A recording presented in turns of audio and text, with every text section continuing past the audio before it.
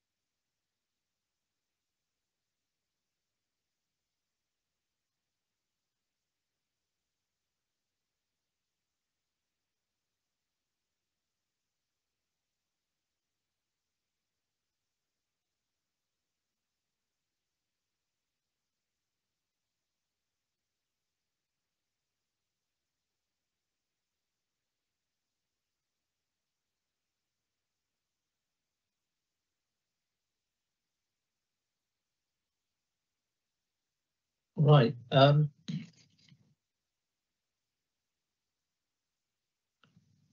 afternoon, everybody. It's time to start. Exactly 25 past by my clock here. We'll go on to item 7 on the agenda, which is the item on Edwin Hain Hospital. I'm not sure who's going to be the first speaker on this. Will one of the officers indicate? Councillor Thoms, I will start. And whilst I'm just speaking very briefly, that will give Kate a chance to share the presentation with you. So I think the first thing I'd like to say is that this has been a really, really important piece of work, and the staff who've been working on this have worked really hard to ensure that they are able to engage with the community who live and work in Penwith, because we really recognise the need for the people who live in Penwith and St Ives to be able to influence and shape local health and care proposals. This is one of 3 pieces of work that we are doing with local communities to determine the future role of community hospitals. The other 2 are in Foy and Saltash. We know that our community hospitals are really, really important in our communities and have great cultural and historical standing in those communities. But it is also the case that we need to review their function in order that we are best able to respond to the health and care needs of those local populations and ensure that we have facilities that are fit for the 21st century. One of our key and long-standing aims is that we rebalance the system away from treatment to supporting people to stay as healthy and as independent as possible, and to be able to live well in their communities for as long as is possible. And that in that context, we're trying really hard to shift away from focusing on beds to focusing on how we support people to stay at home, to live well at home, and that when they do have to have a stay in hospital, that the support to them enables them to return home as quickly as possible. Because all the evidence tells us that people are better in their own homes, they recover more quickly, and they are generally safer in their own homes than they ever are in health institutions, irrespective of how well they're looked after in those institutions. It's about the environment with which people are familiar and are able to just start to regain their confidence and well-being, and that is particularly true of older people. I am not going to say any more than that. I'm going to hand over to Kate Mitchell and Dr. Neil Waldron, who have been leading this piece of work, who have a short presentation to share with you, and then we will all be happy to take questions at the end of the presentation. Thanks, Kate. Thank you, Helen. Thank you, committee. Apologies there for just changing the slides. I was just checking my mute button was off, and apologies my video isn't on. My Wi-Fi is not too strong at the minute. So as Helen said, I work for NHS Kernow. I'm the project manager for this project, and Dr. Neil Waldron, who's been the clinical lead for this project, will follow me in a couple of moments' time. So just to re-emphasise really what Helen kindly laid out, through our local discussions over the last 4 years with the community, which has included talking with the League of Friends, West Cornwall Hospital, St Ives Town Council, and people who have been cared well for in Edward Hain Community Hospital, we really know how important the hospital is to the community, and we understand it's far more than bricks and mortar. It's got really important connections and connotations to the Edward Hain family, and it's where people have memories of loved ones being cared for. So we do recognise those emotional connections, and this work and the recommendations we'll outline to you in no way detracts from that. Just as a quick reminder and a context, the hospital has capacity for 12 beds. They were temporarily closed in 2016 by Peninsula Community Health due to fire safety concerns. The clinics have continued to run there for 2 days a week. Based on our historical activity, the hospital would have the capacity to support up to 220 people a year in the beds. 140 of those 220 people would have come from Penwith, and a minority of that number, which would be about 42 people, would have come from St Ives, and the rest of the occupants would have come from outside of Penwith. And the 2 clinics that run their podiatry and mental health clinics would see on average just over 360 people a year. So this slide looks a bit busy, but actually we just wanted to use it to show to you that since the temporary bed closures in 2016, there has been a lot of local conversations ongoing about the local model of care. That includes the terminology that Dr. Peter Levin kindly mentioned at the start of the meeting in terms of what we mean by intermediate care. So we've had those conversations in 2016. considering the role of the hospital in responding to local population needs. And this specific project that we're talking about started in January 2019 and built on those conversations and those model of care workshops. We wanted to show you this slide just to show you the context of the work. So our local NHS plan, estate strategy, health and wellbeing strategy, and listening to the local communities have provided the framework for delivering this project. And we agreed with the local community that we needed to run two separate but linked projects. We needed to develop the local model of care, the box number 1 at the top there, but importantly, the community also requested a decision on the future of Edward Hain Hospital to end the uncertainty. So we ran the work to develop the model of care and the work to determine the future of the hospital alongside each other, each informing the other as new information and data arose. And through that time, we learnt some really important information that was not available to us at the point of the temporary bed closure in 2016. And this included the South West Clinical Senate Community Hospital Guidelines that were published last year. And again, Dr. Peter Levin kindly referenced those at the start. And those guidelines stated that a minimum bed number for any standalone hospital should be 16 to allow safe, reliable and efficient staffing. And Edward Hain, as I previously mentioned, had capacity for 12 pre-COVID and pre-social distancing. The work to consider the hospital and consider the development of the local model of care also allowed us to review the Embrace Care diagnostics, to tell us how existing hospital beds were being used, and that 67% of people in community hospitals don't need to be there. All of this information, including trialling a reablement day centre pilot at the hospital, helped inform the development of the local model of care and our options for the hospital.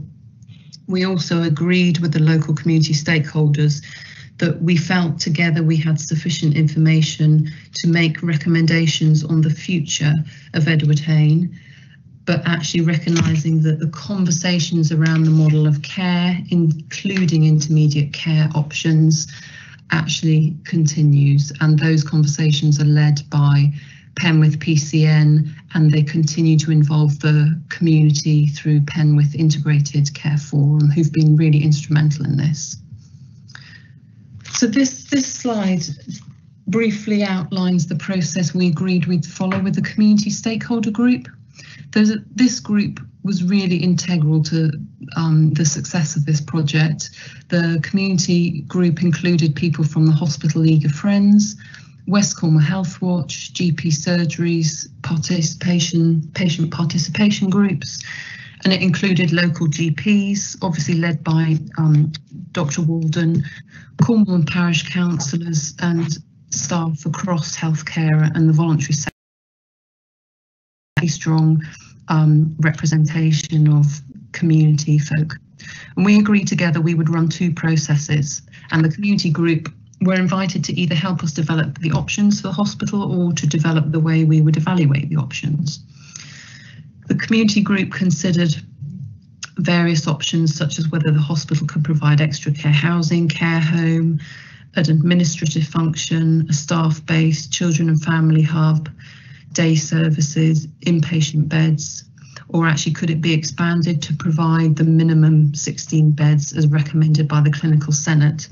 And you'll know from reading the paper that the community decided just one option to shortlist, which was to re-provide the pre-existing 12 inpatient beds, but in a fire safety and refurbished environment, and to continue to run the community clinics.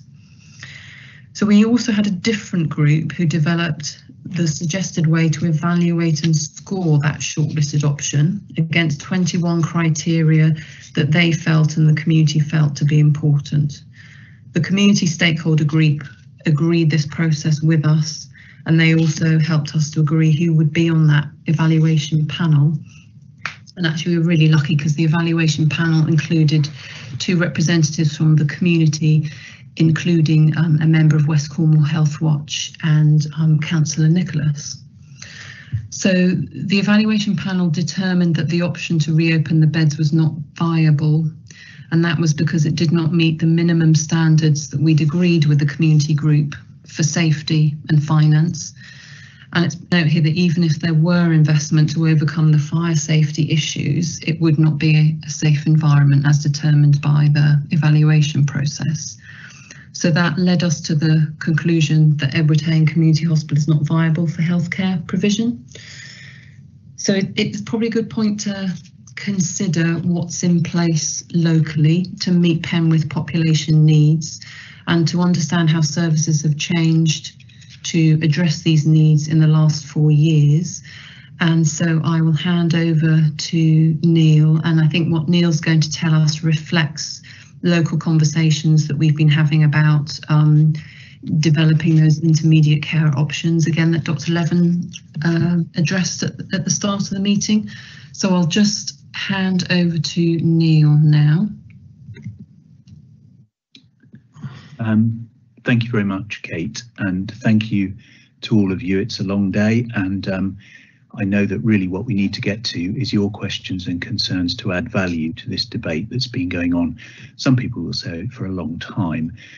Just taking this slide itself, you can take it and read it in two ways, which is how things have changed over the last 4 years, or how things have changed over the last 4 years, because in the last 4 years, health and social care and the integration we're seeing accelerated through the COVID crisis, but please be aware that the trust we needed to make that happen had already been built on through many of our model of care workshops with our local public. Kate mentions the Penwith Integrated Care Forum. This is a group of people who really care about health and care in our area, and they formed at our instigation after the last community hospital closure of Polterre, and instead of us just letting things drift on, we built a group of people who wanted to look at how things should go forward. And when I got involved with this second community hospital review for me, I was insistent with Kate and the team behind her that we looked at the model of care first, and we did that with a number of workshops with various individuals and our stakeholder group, and we then built onto that the options. Under my home, the first thing you'll see there, one of the concerns that's been raised is that there isn't any palliative care provision. Well, if you go to the right, we're now fortunate that St Julia's have been able to open 2 extra beds. However, in St Ives, Dr. Dan Rainbow and his GP team did a survey of expected deaths amongst their patients, and 94% of them chose to be at home, and they checked afterwards that they were happy with the care they had, and they were nearly all happy with the care they had. And that was a finding of the Health Watch survey from a couple of years ago, that more people wanted to die in their own place at home. You'll see that 177 more people have been seen for rehabilitation per year in Penwith. And this is people who've been able to get appointments with physios and occupational therapists. And some of that is the release of the team into the community from Edward Hain Hospital. Lots of things are coming together. There are expanded primary care and community teams who are working together and building really good community teams to wrap around care, and that's been shown to work through the COVID crisis. You'll see under hospital care, I'm going to highlight West Cornwall Hospital. We've been working with West Cornwall Hospital for some time now, and Peter Levin rightly raised the issue, it may not have been, it was another question about the land development at West Cornwall Hospital, and that itself was a concern to us, and we did take that to their management board, and I'm happy to hear that they might consider that, because West Cornwall Hospital provides so much now. Over the last 6 months, 600 patients have been seen in their community assessment unit, and 70% of them have been got home instead of being admitted to the hospital or up the road to Royal Cornwall Hospital. So whilst there are outliers still being admitted for various reasons, there are more people actually being seen locally in West Cornwall Hospital, and we're really proud of the work that we've done as a primary care network, building that liaison between community teams while in-reaching to try and help people not stay in hospital too long. One more point on that. There is evidence from occupational therapy and physiotherapy that patients who are in hospital for 7 to 10 days on measured progress for elderly patients will make the same progress in 3 days at home. Can I have the next slide, Kate? So we've talked to Penwith residents for many years, and we've not been doing this work in isolation. We're held to account by our residents, and we really do listen to what they say. I'll add to the stakeholder group. The stakeholder group had 200 virtual stakeholders in addition to the stakeholder group we were meeting with regularly. So there were a lot of people who were watching and engaged with the debate we had on Edward Hain. Of course they want more local services, and that's why it's important to look at what West Cornwall can offer. And we've always had the mantra of wanting to see people in all areas of health and care cared for closer to home. I mean, home is where health is and where we can look to prevent and maintain good health. Hospitals kind of for repairing people now, and we need to look at the fact that West Cornwall Hospital already, with a different approach to reablement, is getting the length of stay of patients who are admitted there, either step up or step down to about 5 days, instead of, as previously when we were working at Edward Hain, a length of stay of 15, which is not good for elderly patients. We're going to look at a number of the programmes that are going on county-wide, and the Embrace Care programme has highlighted all the things we already knew from our public that we needed to work on about care closer to home. So what would happen now? This model of care is in the hands of the Penwith Primary Care Network. I was the locality lead and clinical director of that network for about 25 years. I retired in March, and it's now in the able hands of Dr. Dan Rainbow, who fully understands the Edward Hain issue, having worked there and being a GP in St Ives. And there are good discussions with RCHT about how we use the estates in our area. So lots of things have come together, some of it fortuitously quicker through COVID, to give us confidence that what we might be losing at Edward Hain is being underpinned by the new model of care, keeping patients at home and caring for them and assessing them closer to home. Just to move on to the next slide, on the 1st of December, we are taking these recommendations to NHS Kernow governing body. They're already aware, as they have been throughout, of the work that's been ongoing, but you can see there the recommendations we've made, and we are fortunate that it looks like there is a possibility of the existing community clinics being relocated to a St Ives location, knowing that the Stenach is a viable option. And the primary care network will continue to develop the local model of care using the feedback we've had throughout the process and the extra 4-week public engagement that occurred more recently. I'm pretty proud of the fact that in terms of public engagement, the Penwith Primary Care Network's been an exemplar in listening to what people want, because after all, if you tell people what they want, you're often wrong, and you can be very guilty of what's dangerously called groupthink. If you've got people challenging you, and you'll be aware that people do challenge us, and that's a healthy process which we appreciate, it does make you stop and think and makes you cover all the ground you need to. So I'm going to ask if Helen just wants to give a final few words before we open up the questions, and thank you for your time.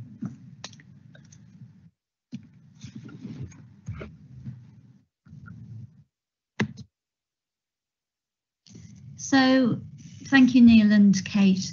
I just want to say in conclusion that this conversation today is really important. It will conclude the consultation, and what comes out of this meeting will be fed into the paper that is presented to governing body at the beginning of December, when they make a final decision on the recommendations. I'm happy now for us to take questions.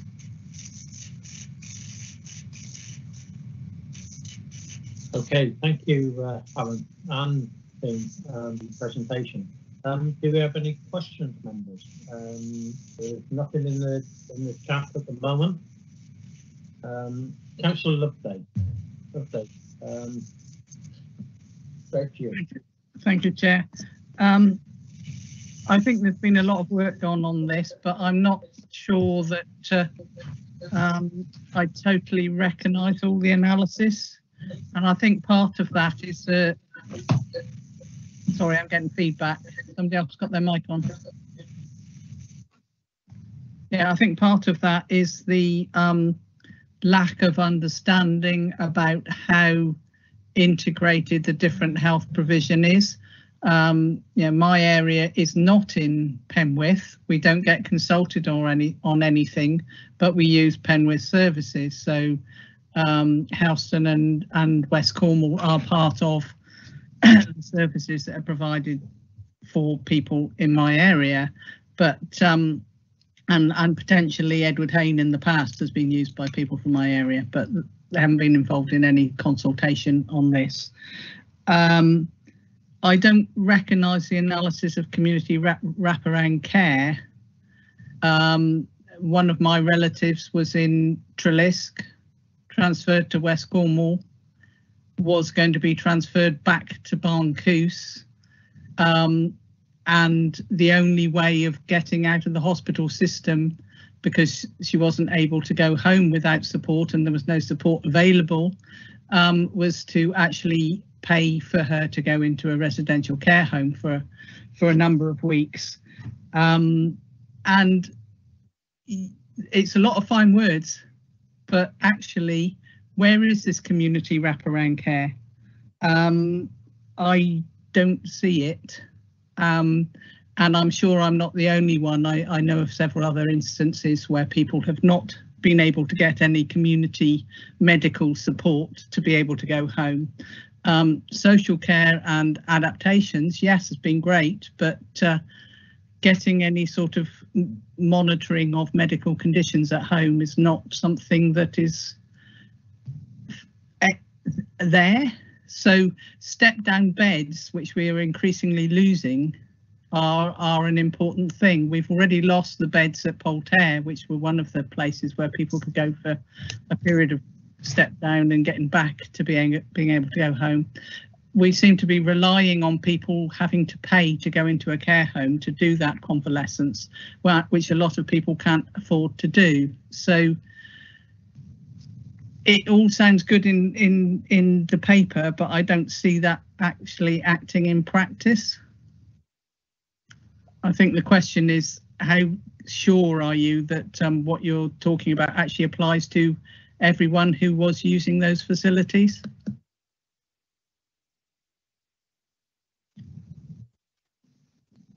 Sure. Yeah, sorry, Chair, I wasn't sure if it's okay to come in. Thank you, Councillor Jenkin. All really, really good points. In terms of the engagement, you mentioned that some of your constituents may not have been involved in that process. Apologies, recognise it is difficult to get out to everyone. The process that we followed over the last 18 months was to have a community stakeholder group that we felt had members there from across the community, both individuals representing themselves, but also representing their patient participation groups in the surgery, and also organisations such as West Cornwall Health Watch, League of Friends, Health Watch Cornwall, Disability Cornwall, so those organisations as our stakeholders as well to transmit messages. And as well as the 18-month period of engagement, we had a more focused 4-week period of engagement recently, and I know that was publicised really well on social media and in the local press. And the premise behind that was to make sure, just as you said, to try to reach those people who hadn't yet been involved in the detail of the community stakeholder group, and to try to get out to the wider public, and also to give those individuals who attend the community clinics at the hospital a real chance to have their say should a decision be made that the hospital is closed and the clinics need to be relocated. In addition to that method of engagement, we also had a really broad stakeholder list across the county, because we recognise, actually, as I mentioned briefly, when Edward Hain was open, you're quite right, just 19% of people from St Ives attended there, 64% of people from Penwith attended there, but people from across the county attended Edward Hain, which is the case for all community halls. So our stakeholder list for distributing meeting minutes, workshops, slides and presentations went out to 800 or so people and organisations across the county. So I guess what I'm saying is we did our best to meet people, give them opportunities to be involved in the engagement. And one thing that gave us good assurance was the themes and concerns and questions and challenges that people rose in the first 18 months were actually reflected and similar to the themes that were gathered in the last 4 weeks of engagement. So that gave us some assurance that through this process, and indeed the 4 years that Neil mentioned that we've been talking to the community, that we actually understood the themes. Your really important point about wraparound care and the fact that some individuals don't feel or experience that is really, really important. And Integrated Care Forum that Neil mentioned is a really, really good source of challenge of exactly those experiences. And that challenge goes back directly to individuals who work across health care and social care and voluntary sector. And those meetings happen regularly and we're continually challenged. I guess in terms of your request for assurance, we do have some good data that tells us whilst that wraparound care is not perfect, it tells us that we're moving in the right direction. So we know since Edward Hain was closed, Neil mentioned a few of these, that we've got 2 more local end-of-life beds. We know that the physio and occupational therapists who are working in the hospital were transferred to working in the community. That's why they could see 170 people. We know through the work with the reablement teams, so by reablement we mean services that support people to regain their independence after illness and injury. The council, in collaboration with partners, has had a significant amount of work to make sure that services called STEPS, Core Care, Home First, that provide reablement services to people in their own home, have better systems and processes in place. And the data we have shows that there are 515 more appointments for reablement interventions for people with Penwith. We also have the really important data that Neil talked about in terms of West Cornwall Hospital really stepping up the step-up care and the step-down care and really changing and reducing length of stay for individuals.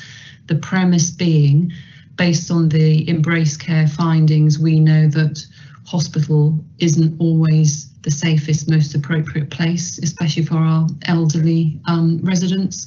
So actually in West Cornwall Hospital, what we're seeing is that there's more ward-based rehab and rehabilitation than there was when Edward Hain was open. West Cornwall Hospital has got more diagnostics and different facilities and staffing there. So actually people are being seen for more intensive rehabilitation, and instead of staying for 15 or so days, their length of stay is now down to 6. So I think we've got assurance that the model of care is right. I think your challenge, Councillor Jenkin, about is not right for everyone yet is a really good challenge, and we need to take that back, and we will take that back to Penwith Primary Care Network. I don't know if Neil's got anything to add to that from a clinical view. No, honestly, Kate, you've answered it very well. There are always concerns for individual patients, and stories come to us regularly. We get fed regular stories about problems that have existed for individual patients, and one's always trying to learn from them. But broadly, I will say to you that what we need now with this new way of working, and I think it's a way of working that's going to change across the county with primary care networks and communities involved with caring for people. I genuinely think we need to put our support behind this model of care. That's a thought I have. I realise that you need assurance all the time, but I do feel that it's the right way forward for the majority of patients. With respect, if I can come back, I don't disagree with anything you said, and I do know most of that. My point is, there are people not in Penwith using Penwith services. They don't have the wraparound care when they come out. So and yes, you've got more beds, but some of the beds, one of the beds is taking a bed away from Houston. So there is less support for some people because of more support for other people.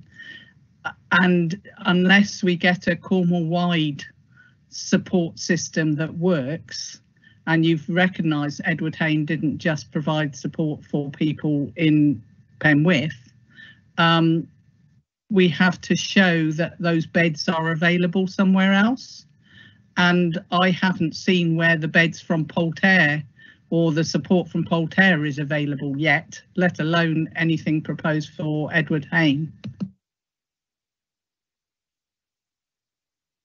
Yes, Ms. Mitchell. I don't know if it's helpful to things in a slightly different way. It might not be, but how it helps me to think about health and care services is to think sometimes about the function of what happens to someone when they're in a place, and actually bearing in mind that we all know, and actually it's been particularly exacerbated by COVID, hasn't it, that we regard buildings and hospitals possibly as a less safe place to be now than it used to be. And so I sometimes think about when we're in a bed, whether it's a hospital, my own bed, hospice bed, residential home, nursing home, what's the function of the service, the intervention that happens to me? And I think what we've heard really, really clearly through the engagement with Penwith residents, and also exactly what you're saying, Councillor Jenkin, is that actually the biggest thing when we are recovering from illness or injury, we want to get back our independence. So what health and social care call that is reablement, rehabilitation, active reablement and rehabilitation. And I think that's the primary intervention, and some people call that intermediate care. That's the primary intervention that I think will provide our health and social care in a sustainable footing for the future.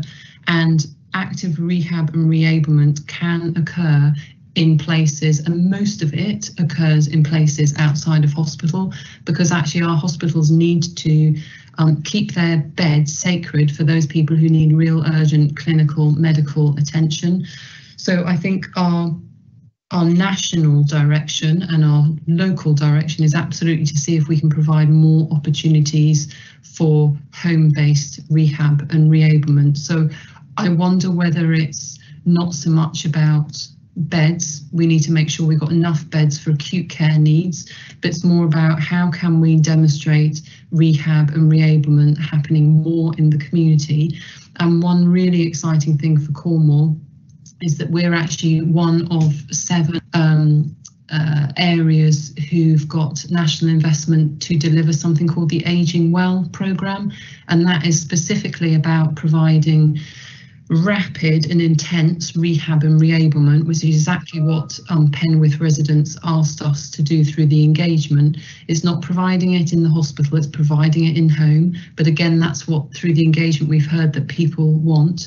And it's a really exciting piece of work that's starting, first of all, in North Kernow. And the aim is that that will be rolled out across the county next spring. The premise being that we're training up more student nurses, advanced practitioners to be able to make more acute decisions in the community to get to people within 2 hours. That sounds a challenge, doesn't it, in this environment, but we've got investment from the national team, but to get to people in 2 hours to decide what their clinical needs are and to respond to their reablement needs within 2 days. And I'm really hopeful that that will address minimising, reducing, eliminating those issues that you're describing, Councillor Jenkins. So that is probably a project to really keep our eyes on, because we'll be measured nationally against those targets, and also Penwith Integrated Care Forum, and I'm sure Kernow North and South will want us to report against that as well.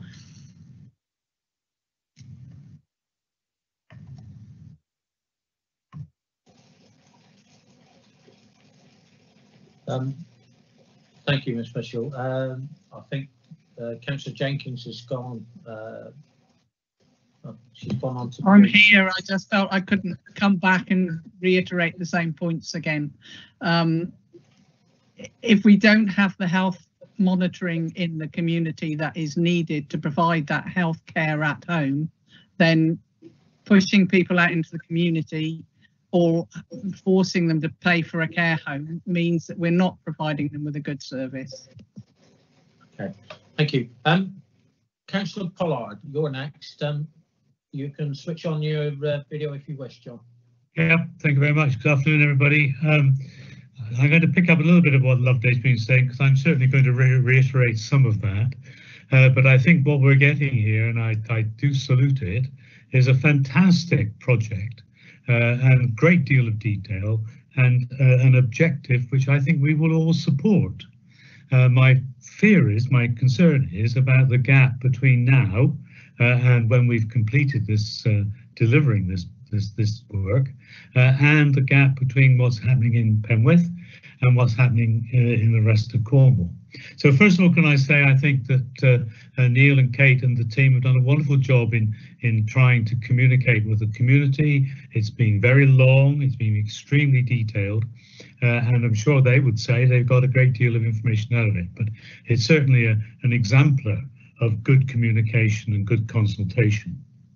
In terms of Edward Hain, they came to the result which many of us thought we'd come to years ago, frankly, in that Edward Hain as a building is not fit for purpose. So I support entirely their recommendations of trying to do some of the day work in St Ives, but it is not a place for the residential beds. And they will be taken out, or have been taken out, and won't be replaced, and I understand that. My problem is I still get concerns from members of the public who are resident in Penwith, or close to Penwith in my case, and have relatives who are then released from Trelisk, that's the right word, and put into hospital in St Austell. And that's just not on. So if we've lost 12 beds at Edward Hain, which delivered a great number of cases, as Kate explained, then surely we need to replace them in the interim until this new vision of care is in place. So my question is, can you justify not replacing any of those beds until everybody is given the care they require at home or in the community and doesn't need to go to a hospital which is 40 minutes away by car and almost impossible by bus? You can come back in, Kate. Thank you. Thank you, Councillor Pollard, and for your endorsement of the engagement process. Yes, a great question. I think we would reflect back, and we had conversations with the community about the findings of the Embrace Care diagnostics. And I know the committee will be familiar with the findings, and apologies to referring back to it again, but it is really important because it gave us a really clear picture of the needs of individuals in our beds and effectively how we as a health and care system were serving them. So when we looked at over 900 individuals who were in an acute and a community hospital bed, and we had 131 health and care practitioners look at those cases, it did tell us that we were effectively admitting people needlessly to hospital beds, and once people were in hospital beds, they were staying there needlessly for longer than was good for them and longer than their clinical needs dictated. So we had over half of those cases who were discharged from Royal Cornwall Hospital, for example, who were discharged into a short-term setting like a care home or a community hospital, that it was setting for them and their needs. And as I mentioned, we had 67% of people in community hospitals where it wasn't the right place for their needs. So I think maybe our premise is thinking about how do we make sure that individuals who don't need to be in hospital don't go to hospital, and make sure that when they are in hospital, they only stay there for as long as they need to be. And that obviously depends on the services that that Councillor Jenkins was alluding to, around making sure we've got sufficient health and care provision in the community, domiciliary care for people at home, and also care home placements. But actually, if we think about how the services, particularly in West Cornwall Hospital, are changing and how COVID has necessarily accelerated changes, it feels really positive for the community of West Cornwall that we should be able to support and care for people in West Cornwall more than people going out to other hospitals.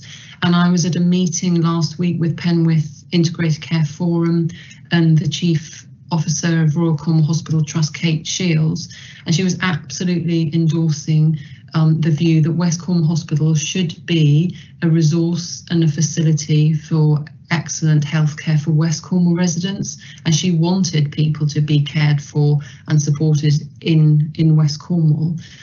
It also might be of value to note that when Edward Hain Community Hospital was open, as you know, it was a resource for all of the community, but because of its environmental constraints and the building layout, it wasn't a suitable environment for all people. So some people would have had to go to other hospitals, either because of their clinical need that we addressed in the public question at the start, but also it may have been if that person was significantly elderly, frail, unsteady, if that person had dementia or cognitive impairment, difficulties with understanding where they were in time and space, the environment of Edward Hain would not have been fit even when the beds were open, because the corridors were narrow, they were sloping, there were trips and falls hazards. It's not a Disability Equality Act compliant building,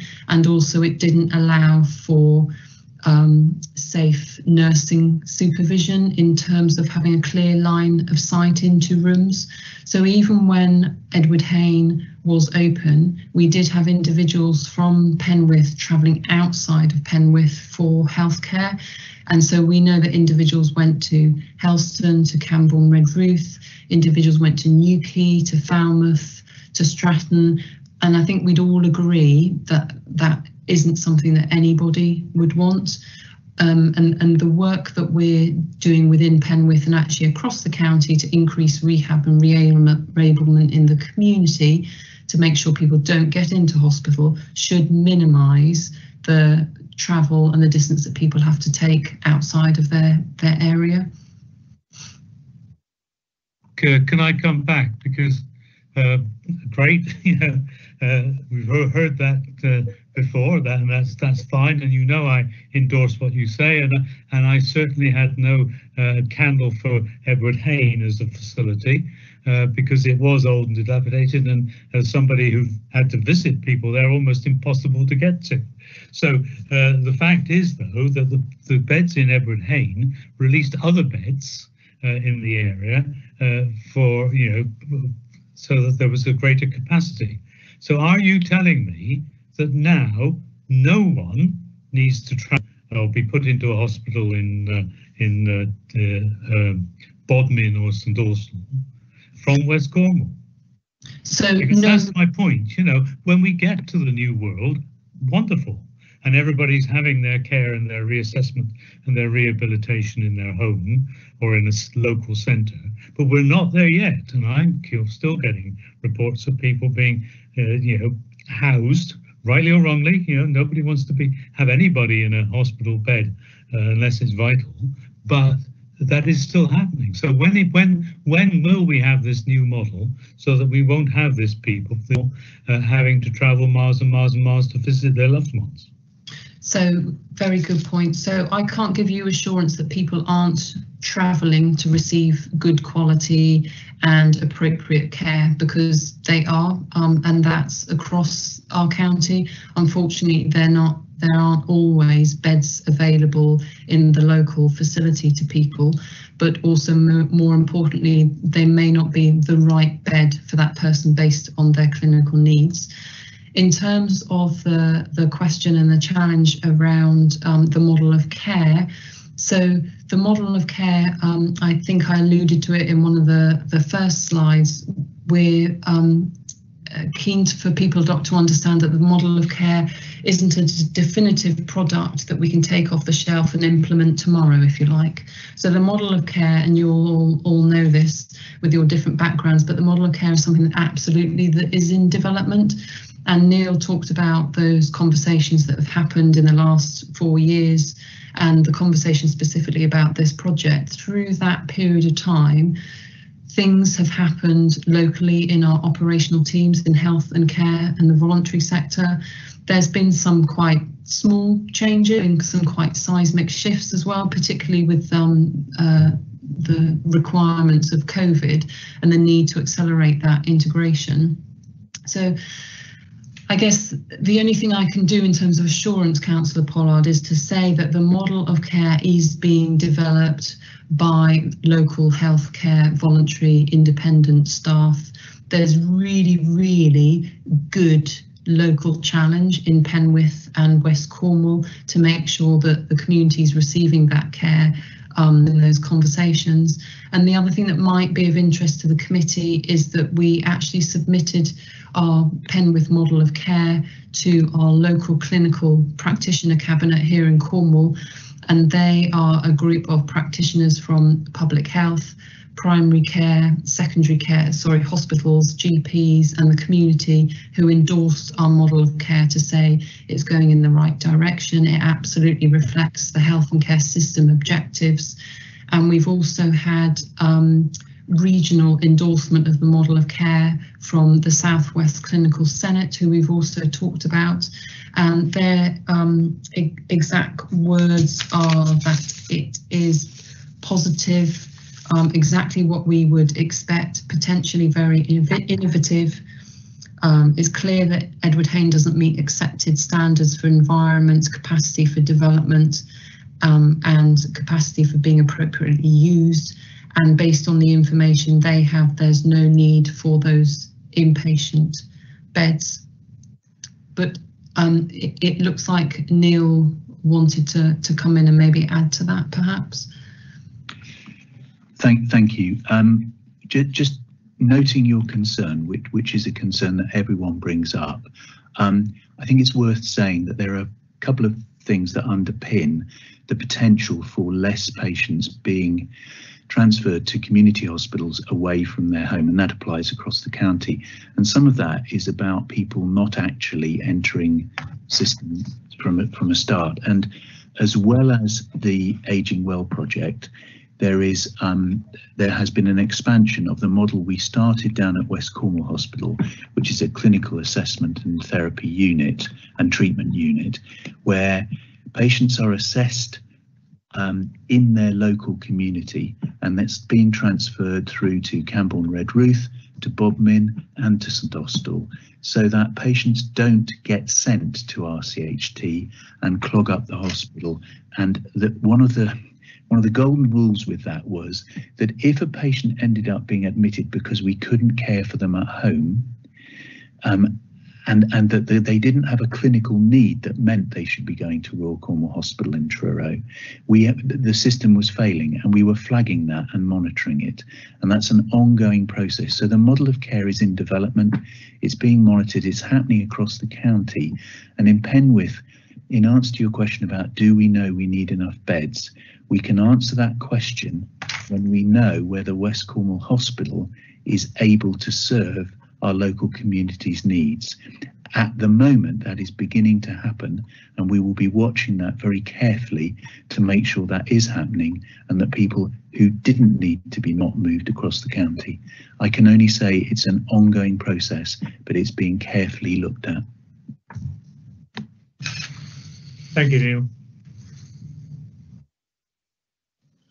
Thank you, John, for your question. Councillor Kirk and Jane, over to you. Hello, I'm going to try not to sound like a broken record, but I might sound a bit like Councillor Pollard and Councillor Jenkin, I'm afraid. I was surprised that there was only one shortlisted option considered, retaining Edward Hain and the beds within it, and that these kind of alternatives weren't looked at back then, 18 months ago, because it seemed from the state of the building, you know, relatively obvious what conclusion we were going to come to. And I understand the models of care that you are developing are fantastic. You're talking about a next spring rollout of one, but it just appears that we're not there yet, as the others have said. And it would seem not the right thing to do to just lose the idea of those beds completely until we're absolutely sure that those alternative arrangements are in place, because the worry is, of course, that people will end up at home. Those arrangements won't be there when they need them, and some of them may need them 24 hours a day. So you end up with a lot of people who are generally kind of elderly spouses and women trying to cope with someone that they can't really cope with, and that does worry me.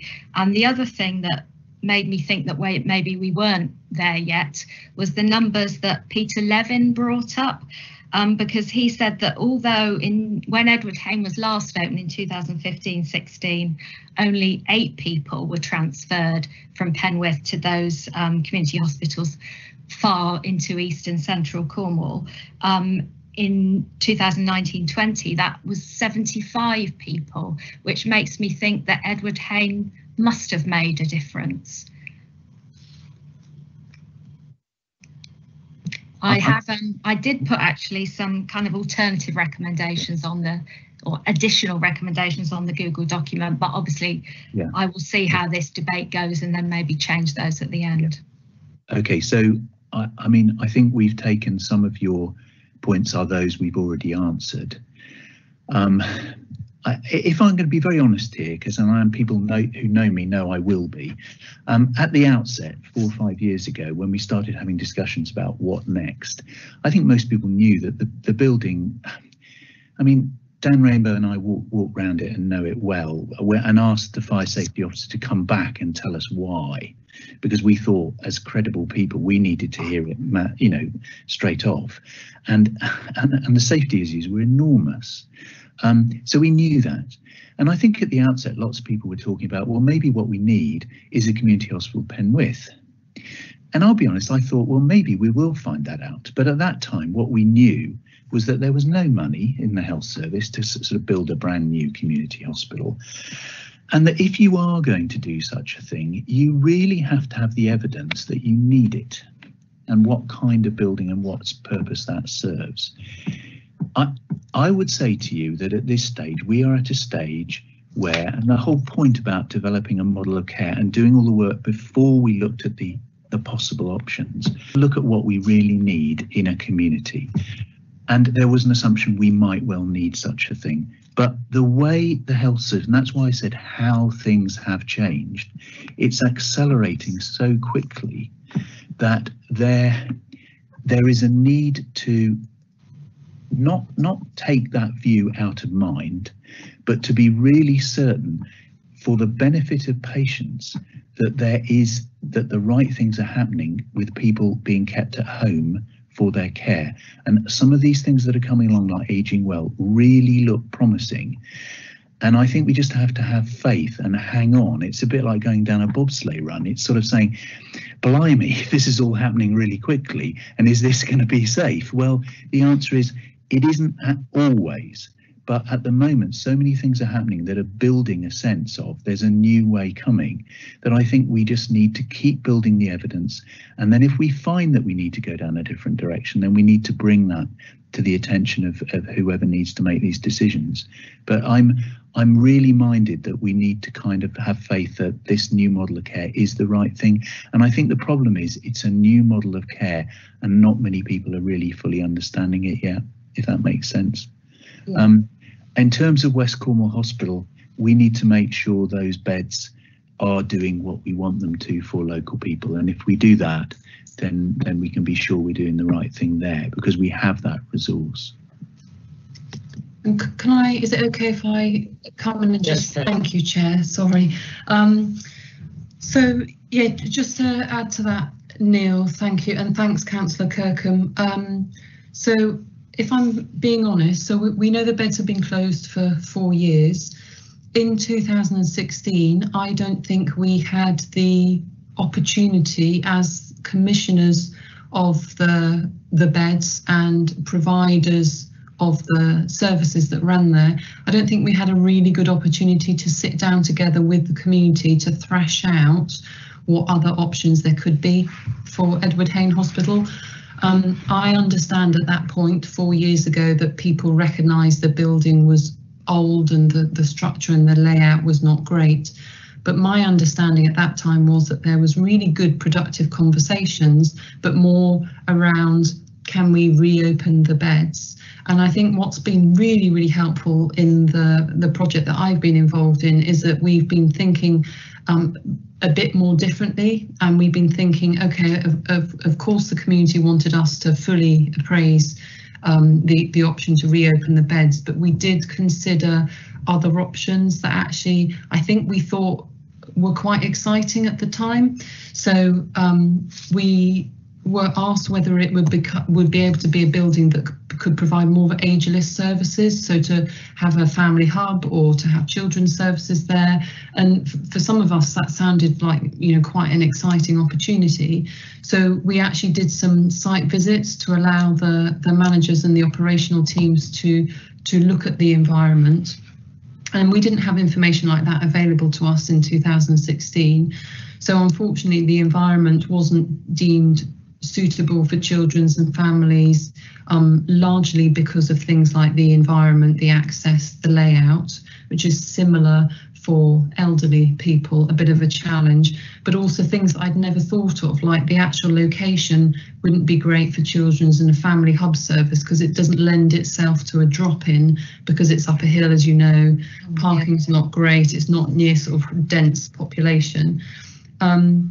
Another option that was considered was a care home, as I said, extra care housing, but through the learning and the models of care and the specification of a good quality care home and extra care housing site, it was determined that it was too small. There was a fabulous piece of work that was led by the League of Friends and Councillor Richard Robinson, working with NHS Property Services, who own the building, and local staff, to look to see if the hospital could be day services, so to offer day services reablement rather than inpatient. And we were really excited by that. And a pilot was ran January 2019 through to September to see if this could be a new way of working for the building and also for day service provision. But again, the community stakeholder group reviewed the information and the activity and the data from that pilot and determined it wasn't a fit for purpose. We also considered, could it be staff base, administration unit, and actually one by one, the community stakeholder group dismissed those long list of options. But I think it was really helpful to start off with a long list to be able to really appraise them and determine which ones should be shortlisted. And remember, this process was about funneling down to think about what the future of Edward Hain was, because that's what the community wanted us to do.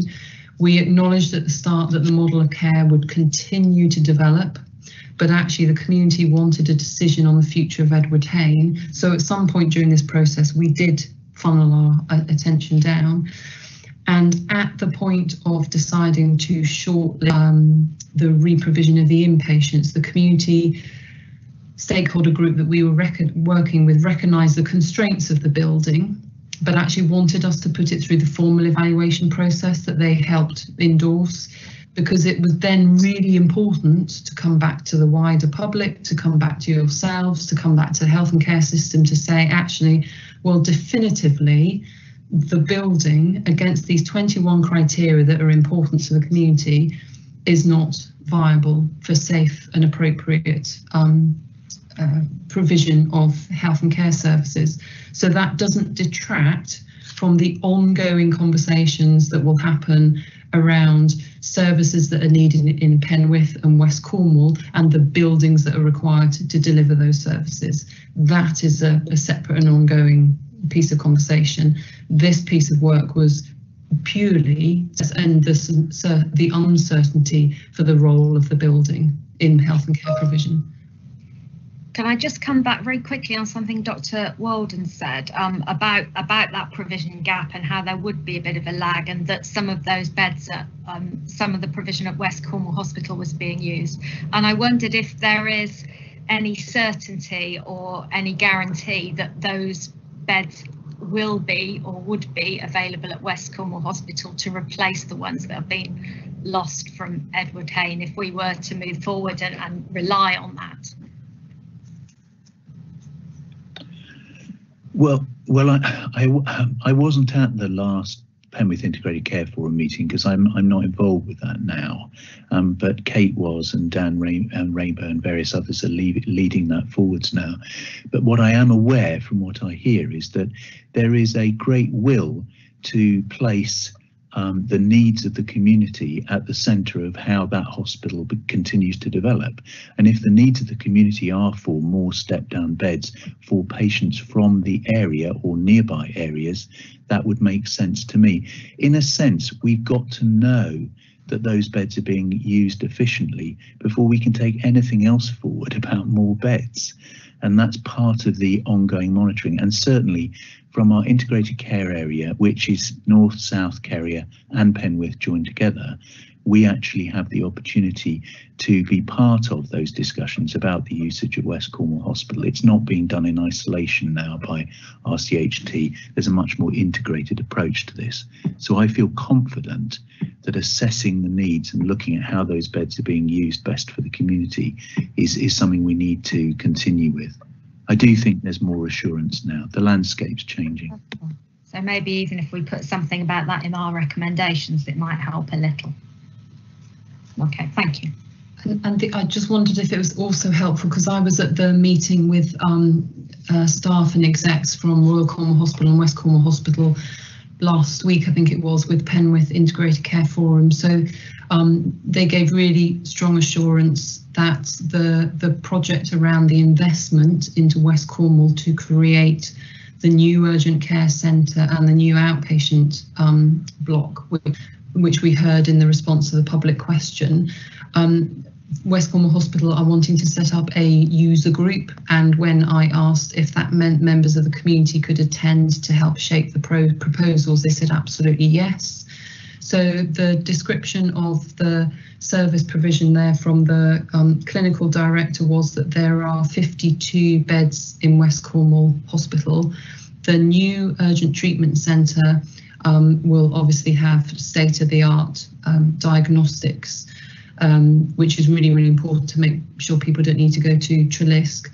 But actually what they also said is the fact that that's being moved to a new build at the front of the building releases a bit of space in the main building where they'll be able to consider creating additional single rooms.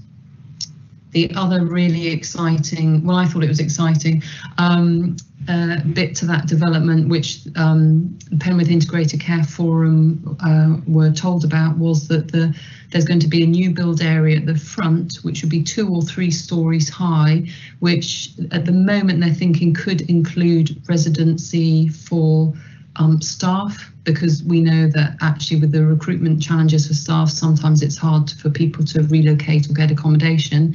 But the most interesting thing for me, which makes me think actually that this is a really good opportunity for Penwith and West Cornwall residents to get involved in, is they're also considering having flats for relatives who are visiting individuals, their loved ones in West Cornwall Hospital at the end of their life.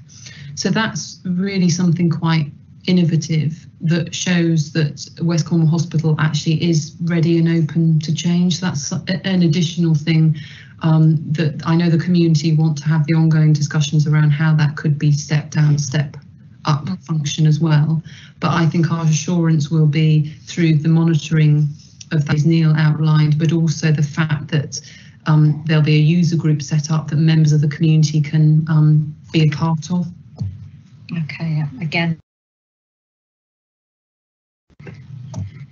Okay, thank you, Jane. Councillor Barr, Andy, over to you.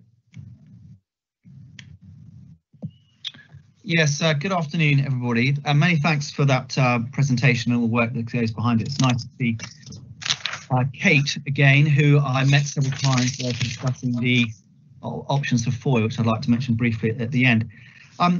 If I can politely, just slightly share some frustration at the sort of perception that beds are evil and community is perfect and is righteous. I think it's probably an unhelpful distinction, and I think you've illustrated it, that this new, very rapid and responsive community service that you're going to look to deliver still has a 2-day turnaround.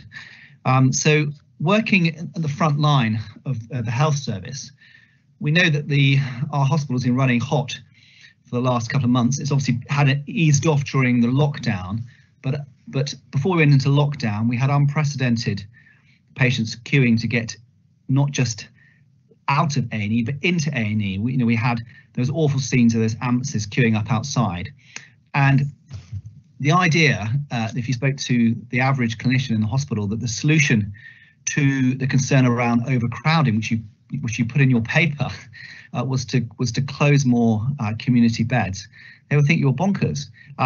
Surely there's a much more balanced approach here, that we need to use beds wisely and that patients need to be turned around rapidly.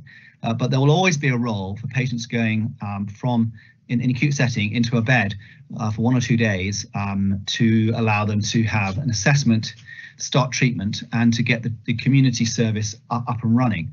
And I think it's probably an unhelpful dichotomy. I wonder whether I just hope there's no bias here, that you have a sort of fixed view that you don't want beds, and it's concerning that you're sort of delaying the analysis of whether or not you'll need further community beds in the West, when actually the data would suggest that there is still a role for it. I'm also frustrated that you reference the potential use of NHS nursing home beds, that a review was started, but that COVID stalled that.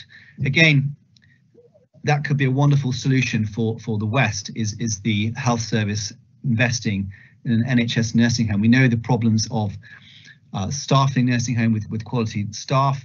We know the problem with the state of the buildings. We know the pressure on dementia beds. So I think it's just to really to advise my councillor colleagues that we need a more balanced approach to beds versus community. We need both, and I think this either-or approach is unhelpful.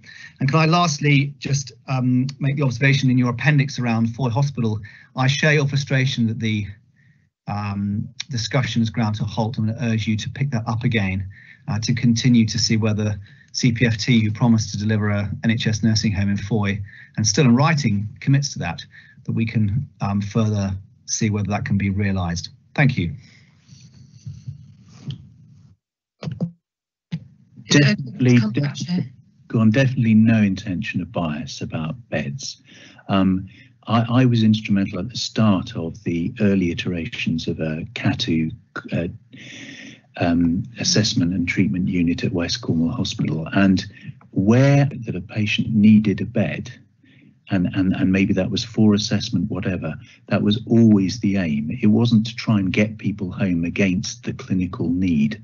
It was where we saw so often that the admissions we were seeing were not based on clinical need, they were based on social issues falling apart, that we needed to make sure that we're putting in as much as possible in the community to keep people at home where they don't have a clinical need for a bed.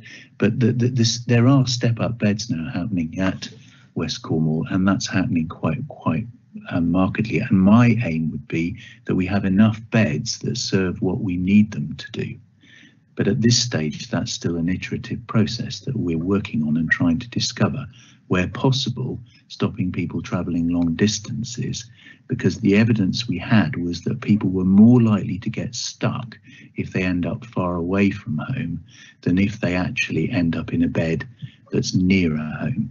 I'm not saying we don't need beds. What I'm saying is I think we need to include all this as part of our assessment, and that needs to be from all sides, which after all is what the Embrace project was meant to bring together.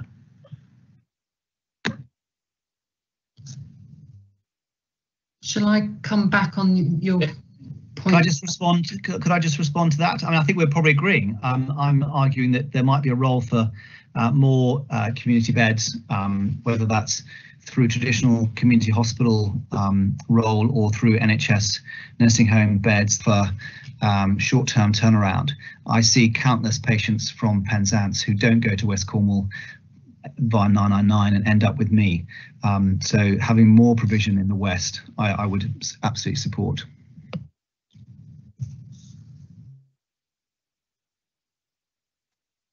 Okay, Kate, did you want to add something? Yeah, just to add, and apologies, Councillor Vera, if my description of the balance of beds versus non-beds was not clear. I'd hoped it was. I think I was trying to articulate the precious resource of hospital beds first and foremost for those people that need it and have a clinical need for it. And also I hope to reference the different types of beds outside of hospital. I'm not sure if Helen might want to say something specifically about nursing homes, but you're quite right. For a long time and the last couple of years, health and care community have recognised that nursing homes can play a really good part for provision of short-term step down beds, and you'll be far more well versed than me in the development of the discharge to assess model, which is where the health and social care colleagues work together to make sure that if someone's in hospital and has no clinical need to be there, but they still need ongoing care and support, that actually we support them as quick as possible to be discharged out to a care home to make sure that they have appropriate assessment and make sure their episode of care is completed in the care home, and then hopefully for them to go home or to a permanent bed. And I know initially during COVID, the first phase of COVID, that might have paused a little bit, but I understand that health and social care colleagues have really stepped up the project work around defining that model of care, and indeed seeing if we can commission more dementia specialist beds. The other thing, just to come back to your point about Foy, because I don't want to lose that, because whilst we are focusing on Edward Hain, it's really important to recognise the other two sites. I think you know that I would share your frustrations in terms of the pause with Foy, and after the first pause due to the first phase of COVID, I really thought we were going to have another meeting. But the pandemic got in the way of that. We did, as we did with the other two community hospital sites, we contacted all our stakeholders to say we're ready to meet again and talk again about Foy. Are you? Thank you for your response, Councillor Veer. And we had 3 other individuals who were in meeting. And actually we just didn't get that meeting together before the system experienced pressure and resources had to be diverted to support our response to COVID as well. But it's absolutely our intention to restart those conversations in Foy as soon as is appropriate. But thank you for the reminder. Chair, shall I come in on discharge to assess? So discharge to assess doesn't really operate as it should in Cornwall, but on the back of the Embrace diagnostic and the work that's been undertaken over the past 12 months, we're starting now to have to bring on stream the right facilities to enable us to operate discharge to assess. For those people who don't know, discharge to assess is a model of care for people primarily over 65 years of age, with a view to very clear pathways out of acute hospitals into a long-term placement for people. If you look at that over 65 population, the expectation is that 50% of people coming out of hospital will go directly home and won't need any ongoing support after their stay in hospital at all. And in Cornwall, we have only just hit that 50%. So prior to the last 6 weeks, actually, significantly fewer than 50% of people were going home without care. Almost everybody who was leaving hospital was going home with something, and many of those people were going into beds. So it's been really useful to have that national research around the model saying these are reasonable expectations. So we are just now starting to see 50% of people go home. There are then 3 other pathways which set out sort of expectations. Pathway 3, as it is called, is the one where we know right from the off that somebody is likely to end up needing to be in a bed, a long-term residential nursing care bed in hospital. And those figures, the expectation around those figures is actually very, very small. It's fewer than 10% of people coming out of hospital. Everybody else is going through a pathway which is either an expectation that they go home with care, or an expectation that they go into a short stay bed. What we know is that we have more than enough beds in the system to meet that second need, but what we don't have is the right wraparound support in the right place. So at the moment, all the therapists continue to work in our hospitals, when what we really need is them out in those step-down beds, so that they are encouraging people to get back on their feet, so that then they can go home. Over the last 6 to 8 months, we've seen quite a number of our discharge to assess beds actually converting into long stay beds, because we haven't had the right interventions in place at the right point in time.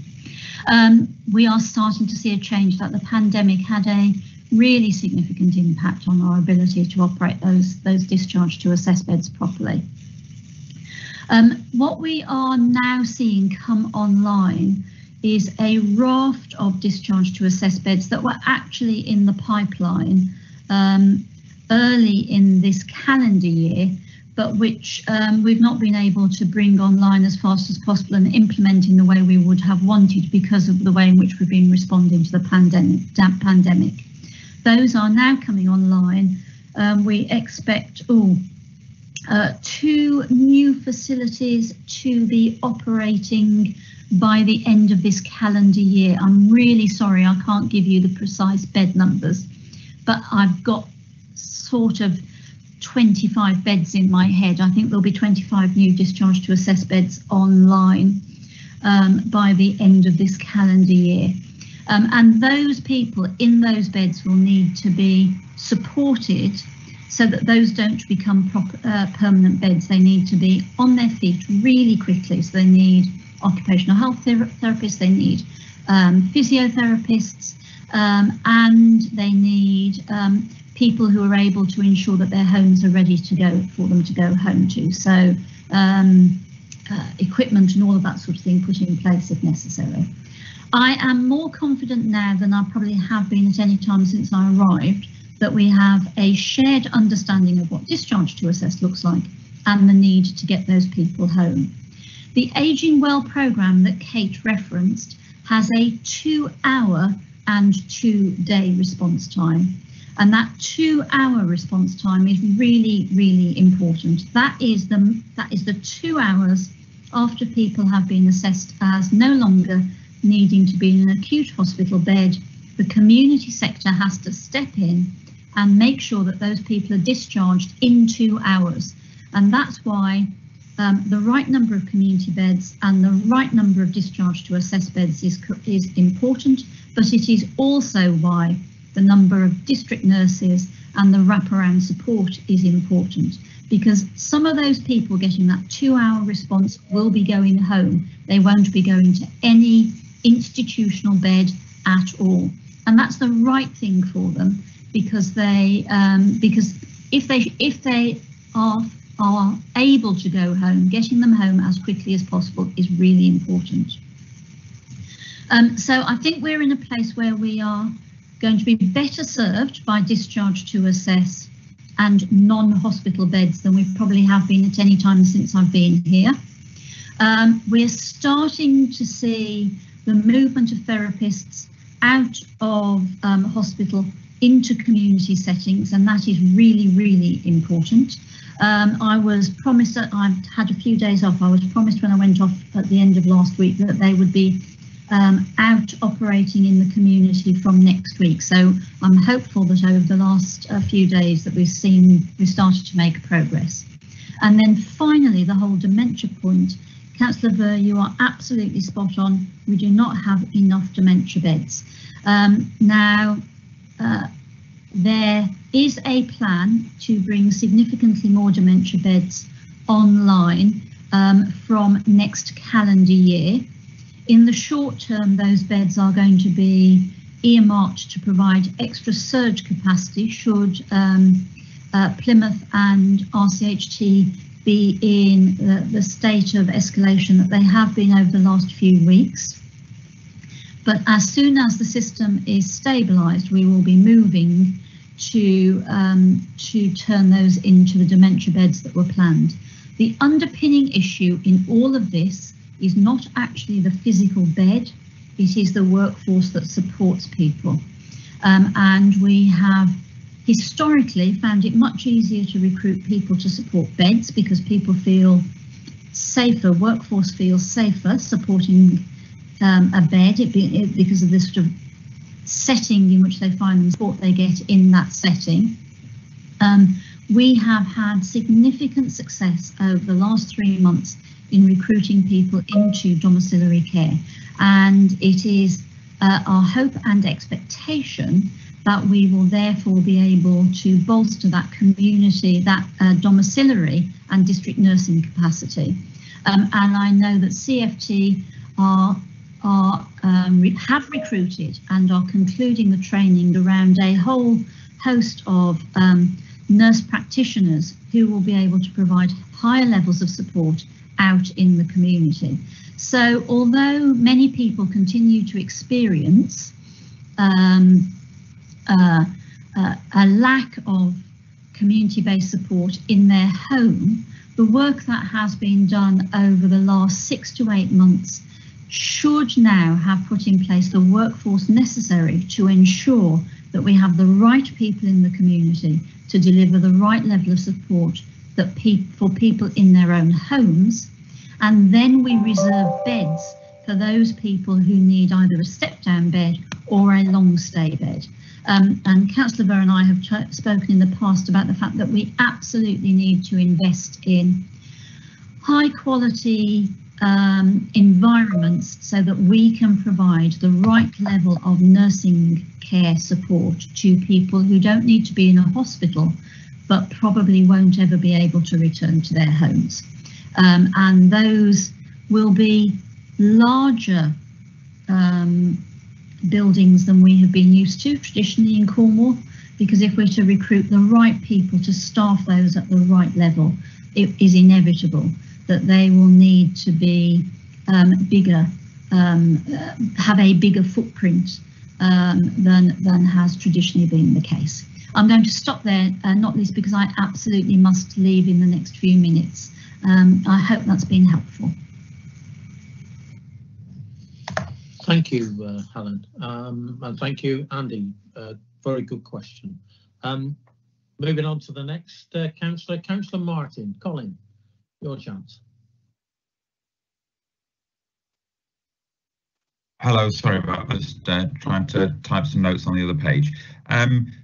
thank you very much for that. First of all, I just want to praise the amount of time and effort and energy that Kate and her team have put into running the engagement processes at Edward Hain and Foy and St Barnabas in Saltash over the last and also to say how good it is to see how many people have joined in and contributed to that process. It's certainly not just an officer-driven situation. I think we all acknowledge that the problem of Edward Hain for bed-based provision. Some people still think it could be used for other purposes. It was helpful that Councillor Robinson ran that, helped to facilitate that trial process for non-bed healthcare activities, and it's interesting that the conclusion of that was that it didn't work. But in terms of the actual lack of beds in Cornwall, or whether we've got plenty of beds and can afford to lose these 12 permanently, I guess we'll reflect back on it's not that many weeks since I was told that there were 17 ambulances queued up outside A&E, and the NHS calling on Cornwall Council to try and accommodate 200 people. Helen will correct me if I got those numbers wrong, but that certainly sounds like there's a problem in the system. But it's clearly not black and white as to whether that was not enough care packages at home, or not enough of these advanced health and care packages at home, or not enough nursing home places, or not enough community beds. I guess a couple of examples that I would know is my wife was rushed into hospital in July suffering symptoms that were thought possibly to be a stroke. But then when it got past 5 o'clock in the afternoon, having originally gone in at 9 o'clock in the morning, was told that she needed an MRI, but there were no staff for the MRI after tea time, and so she'd have to stay in hospital overnight.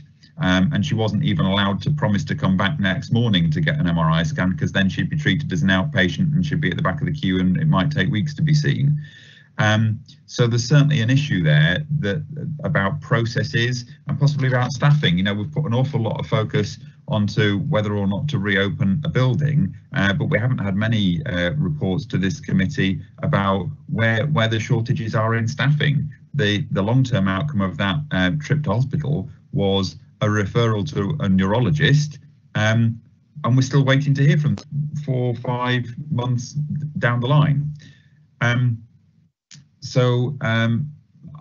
think the other example that I would share is almost 2 years ago now, an elderly relative was told that she needed one of these urgent health and care packages at home.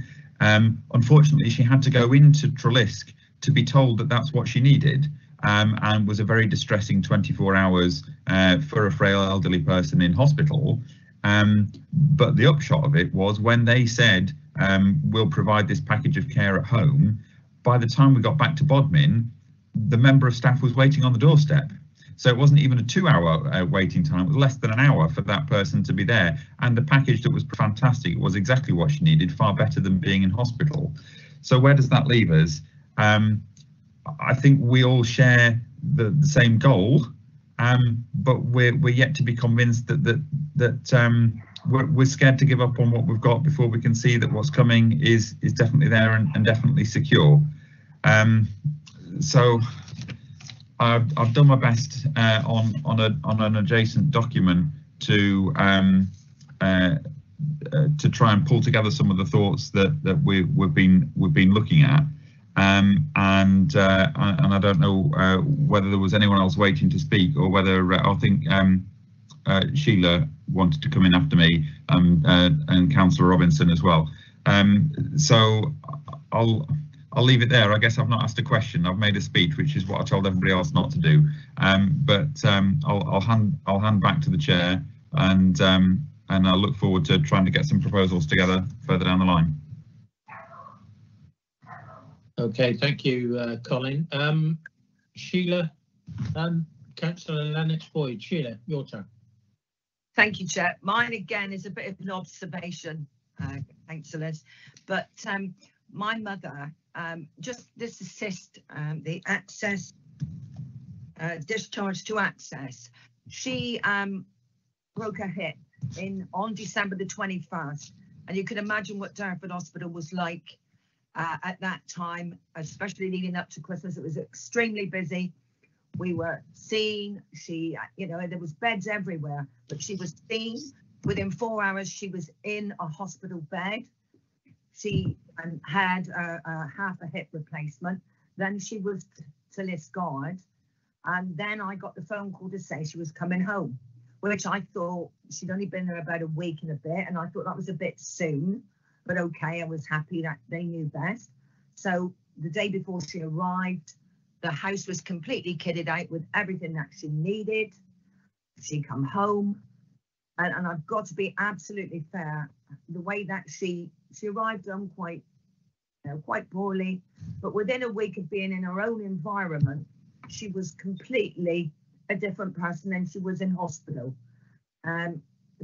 She did actually, because when we went to Liscard, I know quite a few people in that area. She was actually in hospital with a friend of hers, who unfortunately didn't get home as quick as my mother. And, you know, we attended her funeral, which was very unfortunate. But, you know, we have to, this sort of discharge to access and how quick that, maybe we've just been lucky. But she did have a fall out of bed a few months afterwards. We again had the paramedics, and it was right in the middle of COVID, and we knew she could put weight on it.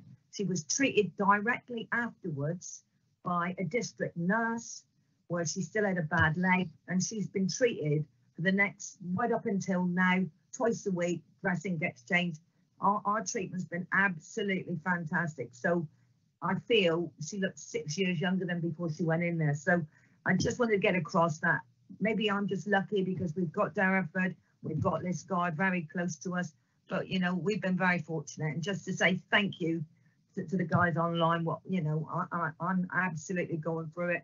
The only other thing I would like to bring up is she's still quite immobile, and if we could have had an occupational therapist, and we appreciate COVID, and as Helen says, they're now going out into the communities, it would be an absolute dream, because that's the only problem we have, is really she's not very mobile.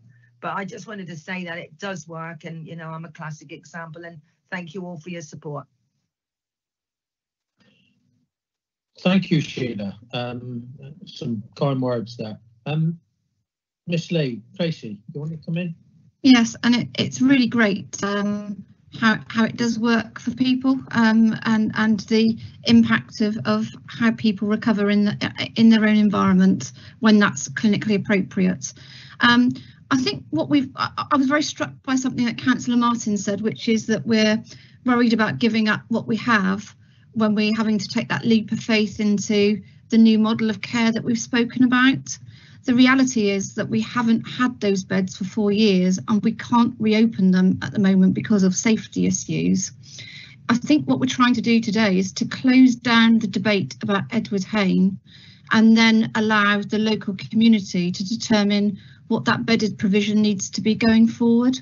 And whilst it's very obvious, it is worth saying that some of the current pressures are because of the COVID constraints on social distancing of beds. So we're currently operating with significantly less beds than we normally have because of the social distancing. And we're also expecting at the same time those beds come back in the spring when we've had the mass vaccination programme underway. Some of the initiatives that have been described today will be more resilient in those local communities. So I think it may be just helpful to think about how do we confirm the future of Edward Hain, because that's really helpful to the local clinicians in then thinking about, well, what next in terms of provision for that locality in a context which takes account of the very specific and unusual circumstances that we're in at the moment. And I don't know if Neil wants to add anything, but I think that, you know, there's been a lot of work around the bedded capacity. I think it is very difficult to to take a view about the number of ambulances queuing up and what that means about bedded capacity, when actually some of that is due to the COVID constraints, which we hope a mass vaccination programme will start to address in the quite near future now. So I think we absolutely hear the concerns about people's anxiety about whether we've got enough beds. I think what we don't want to lose in this process is being really clear about the future of Edward Hain, because being clear about that allows that new debate. Thanks, Tracy. That really is a very important thing for the local community, both clinicians and stakeholders who want to take this on, and actually for the Friends of Edward Hain. A decision needs to be made, because whilst there's that shadow hanging over us, it's difficult for us to move on to the things that we need to do to co-create with the public locally what we do feel the needs are. All those things that you mention are important, and I do feel that there is more work to do, and I hope that today has highlighted some of the new models of care that are emerging across the county. I think there's probably work to do to spread that news and understanding, to help people understand why there's not an immediate agreement about the need for more beds. We need appropriate beds. We need beds where people can be quickly re-abled if they're going to be in them, rather than languish in them, which is what they did tend to used to do. So yeah, it will be helpful to be able to have a decision made about Edward Hain.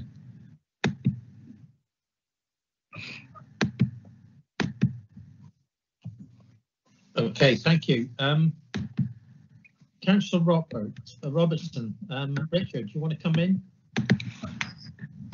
Chair, thank you very much for that. Before I start, actually, I spoke to Linda Taylor earlier this morning. I think she had asked to speak, but I can't see her hand up. I'm not sure if she's still there or not. I would be quite happy to give way to her initially if she still wants to speak. Richard, I have a question from her that I'll read out in a minute. If you want to go first, I'll do this second. Okay, no, that's fine. I'll go ahead then. You're not going to hear from me a great impassioned plea on behalf of retaining the Hain Hospital. Indeed, I think I've made it pretty clear, and Neil will back me up in this from the start, that I don't see, I've never seen the hospital as a precious asset that must be retained. For me, from the start, it was the service that was important. It's what we provide to support our community and where we provide it. So it will have to be accessible within the Southwest for all of the Southwest, or rather, hang on, the West Cornwall. But actually, if you think back to the day when you, Chairman, asked me to see if I could share up a group, a meeting within St Ives to try and bring together the local community and the NHS, the local community having at that stage completely lost all trust in the NHS. I think I was have been reasonably successful in doing that. But I placed as a condition of taking up the appointment, I was sitting beside Phil Confu at the time, and I said to him, one of the options has to be the reopening of the Edward Hain Hospital and its beds. But I never in a million years imagined that it would be the only option would actually be looked at. And it's interesting in the opening remarks that it was mentioned that that we would never open a hospital with 12 beds. We would have to have 16 or 20 beds. And indeed, one of the options that was actually being looked at by this very committee as an alternative means of providing it was a new facility, a 20-bedded facility placed somewhere central within Penwith. But and afterwards, indeed, when I spoke to Phil Confu, he told me that this was going to be the this would be the ideal solution. Perhaps a 20-bedded unit somewhere around Long Lock, who knows, we're easily accessible from South Coast and North Coast. But blow me, through after my work had finished in terms of a year and a bit working with the local group and with Age UK, etc., in looking at the art of the possible and trying to get people to work together. If you like, the initiative was taken forward then through a series of workshops. I just can't understand how on earth the community representatives there in that group could have been steered towards a solution that could not be delivered. And it just makes me wonder about the whole process. I'm not questioning the closure or the recommendation to close the Edward Hain Hospital. I'm questioning the whole process. And indeed, it was just mentioned by, I think, two speakers back about the winter project that actually was never going to work and didn't work. It was concluded during those workshops that it hadn't worked. Well, not by the people who ran it and not by the people who attended it. It worked bloody well. And so I'm feeling really rather let down by the whole process. Indeed, by the way in which that I was sort of being led on by members of the NHS who were suggesting that we shared the same vision, and indeed Andrew was also on board that particular vision too, but it now seems that the vision is not going to be delivered. Indeed, my final point will be just referring to what John has said, what Loveday have said, what Andrew have said, and they all in many ways support not the reopening of the hospital, but a different vision, or should I say a modified vision of this new model. And for me, I like the new model, but to me at this stage there is no certainty about it. The only certainty in my mind is it's going to be the most resource heavy method of doing it, taking care of the people in their home and not bringing those people who are fit enough to come to a place like the Edward Hain remodeled to actually enjoy the benefit of that reablement activity. And I shall leave it there. Yes, Kate, come back in. Thank you. I'm really sorry to hear that, actually, Councillor Robinson. I can hear that you feel disappointed and let down, and apologies. I thought I gave you a great shout out in terms of how well you led that group to explore that really innovative idea about having the day service centre at Edward Hain Community Hospital. And as I'm sure I mentioned, we were all quite enthused by that as a potential option. And both, as you know, Age UK evaluated that and produced a learning project, as did NHS Kernow and the multi-agency project group that oversaw this piece of work. And we presented those findings to the community workshop. And I think we were really clear in the workshop, and we had a presentation from Age UK. You're right, completely agree. In the 9 months, the 27 people that attended Edward Hain loved it. And the volunteers and the staff, they loved it, didn't they? And there were really good outcomes for individuals. So there was absolutely no criticism on the idea, on the impact of that service.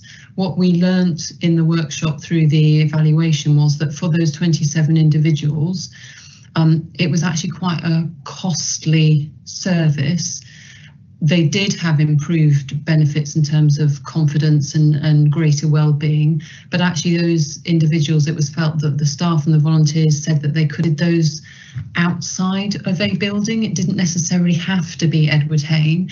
And I think the analysis showing that for every individual that attended Edward Hain, it cost £249 per session per attendance was one of the reasons where people felt actually the community work of the community makers and the social prescribing roles could actually support those individuals to be more connected in their communities.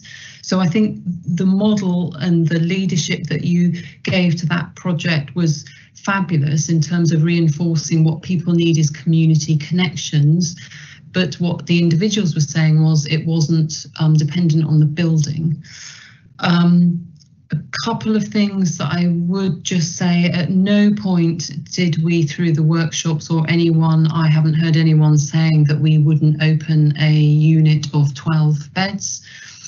The Clinical Senate recommendations, which is an independent regional group, are really clear that they feel that a standalone unit of less than 16 beds is not safe, reliable, efficient in terms of workforce. So that was one of the pieces of evidence that we considered, by no means the only piece. And indeed, one of the options that the community considered was, could we expand the building in any way, shape or form to create more beds that would increase the efficiency of the building, bearing in mind we would need to recruit 29 new nurses to deliver the 12 beds. What I would just like to give assurance to the committee members on your challenge, Councillor Robinson, you were saying you were querying the process, is some of you I know have kept up with the process really diligently. I would go onto NHS Kernow's website and look at all the slides and the meeting minutes from the workshops, because that might help give some assurance in terms of the information that we discussed together with the community stakeholder group. And they were very clear with us, with all those representatives I mentioned at the start, that they wanted to consider inpatient provision, and they had discounted other options from evaluating them. If I could be allowed to just come back, I mean, I have to point out again that I said that I'm not precious about the Edward Hain Hospital as a building, and I pointed out that that actually the process that led the group to agree to look at just one possible future, one possible way forward, one option, which was the hospital, rather than looking at alternative provision, a few beds here and a few beds there or whatever, is a clear demonstration that actually something had gone wrong. You're wasting time on something, deciding that something that's so obviously undeliverable could be a viable option. I'm not putting out a plea to have the place opened. I'm just questioning how on earth you could come to a conclusion that the group could come to a conclusion that that only one particular option should be examined, and that one option was the least likely outcome. And just to come back and then I will be quiet, but I guess we agreed that that decision with the community stakeholder group, and we were really mindful, and and I mentioned at the start that the model of care was developing outside this project that we would be informed by, but actually we were also pushed quite reasonably by the community to make a decision on the building of Edward Hain in terms of its appropriateness to deliver care, and that's what we did, and that's why it felt and why we needed to funnel down the options specifically to the building. And what we agreed with the community was there was no need or value to evaluate the model of care as it was developing, because actually that would be why would put something through that process when it was led by clinicians, the experts in the local area, with the endorsement of the community. I guess we're saying the same thing, but we felt it was really important to evaluate the shortlisted option that the community stakeholders wanted us to confirm or deny its viability.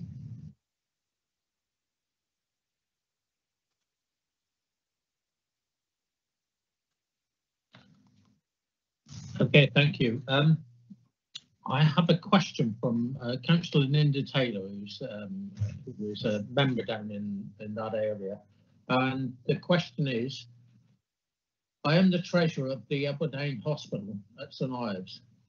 When the Edward Hain was temporarily closed in 2016, there was no consultation. When the League of Friends of Edward Hain were able to discuss the temporary closure, they were informed it was due to the issue over fire excavation.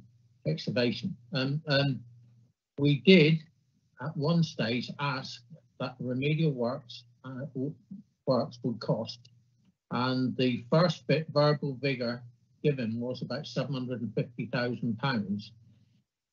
The Friends and Media officers offered our financial resources to help with the necessary works to be done.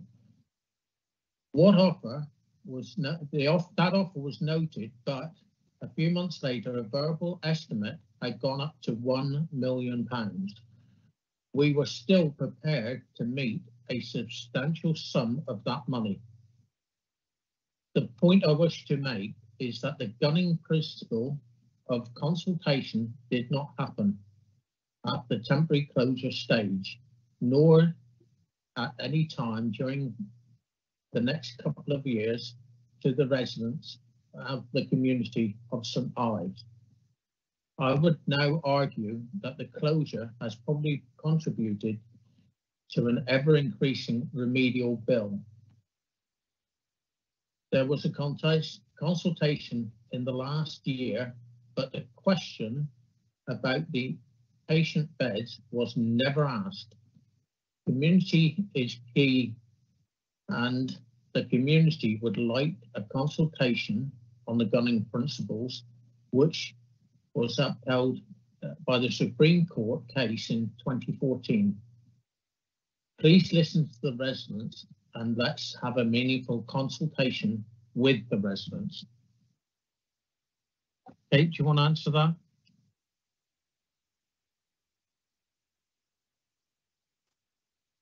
You're on mute, Kate.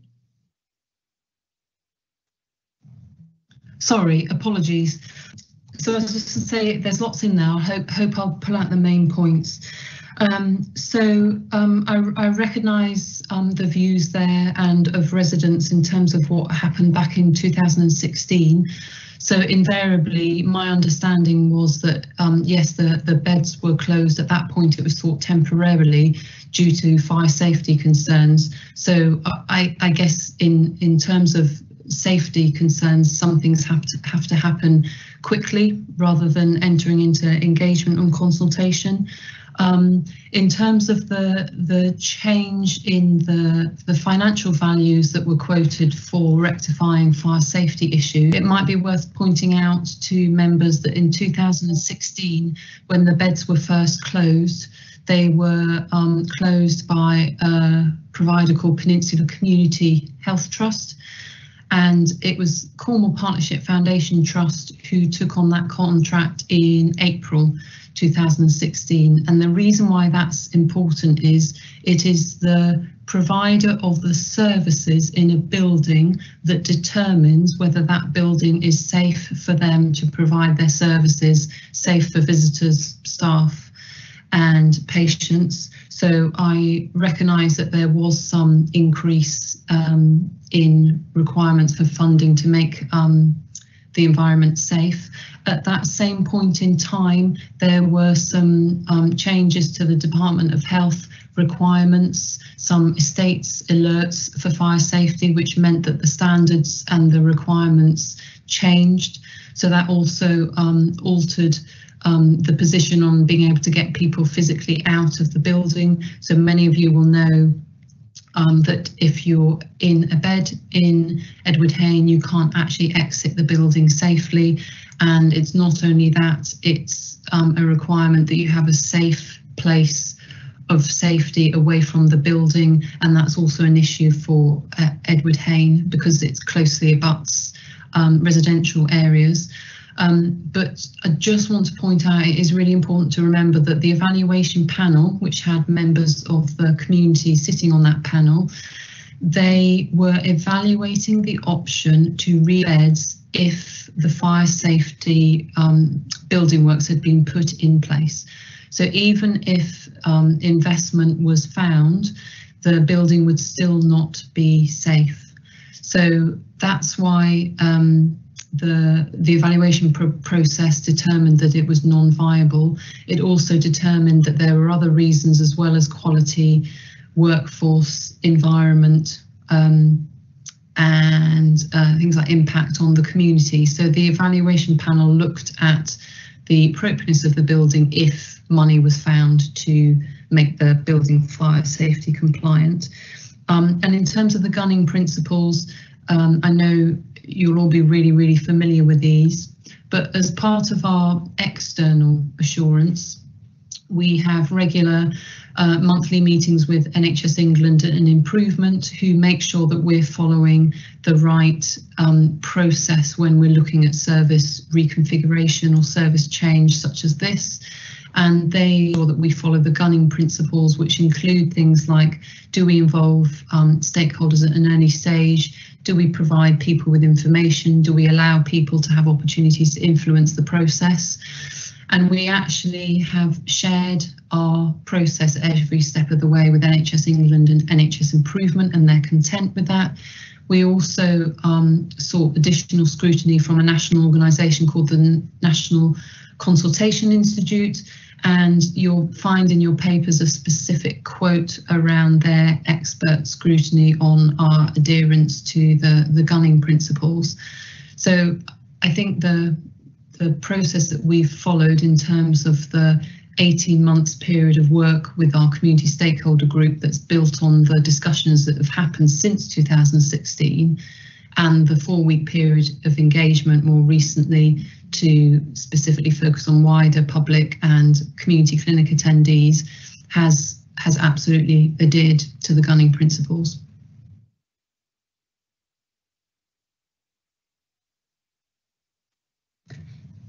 Okay, thank you. Can you just email Councillor Taylor and just lay out some of those things that you've just said for us, please? Of course. Yeah. Okay.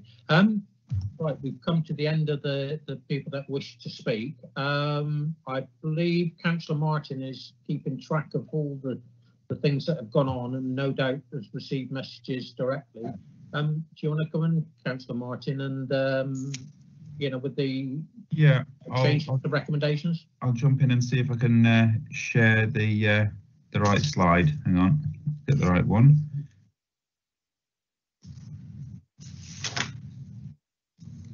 Community hospitals, they are right. Okay.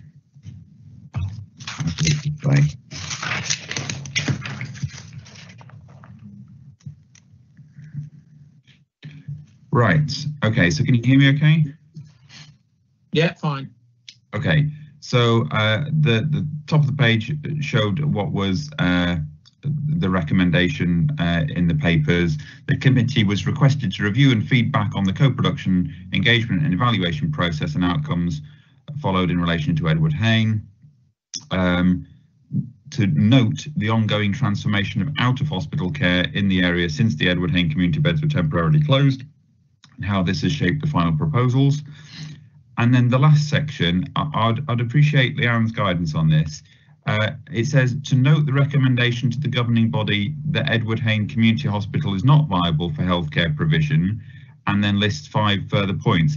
I just want to be clear, Leanne, are we essentially only determining our view of the following fixed 5 points, or is it down to us to start playing around with what's within those points?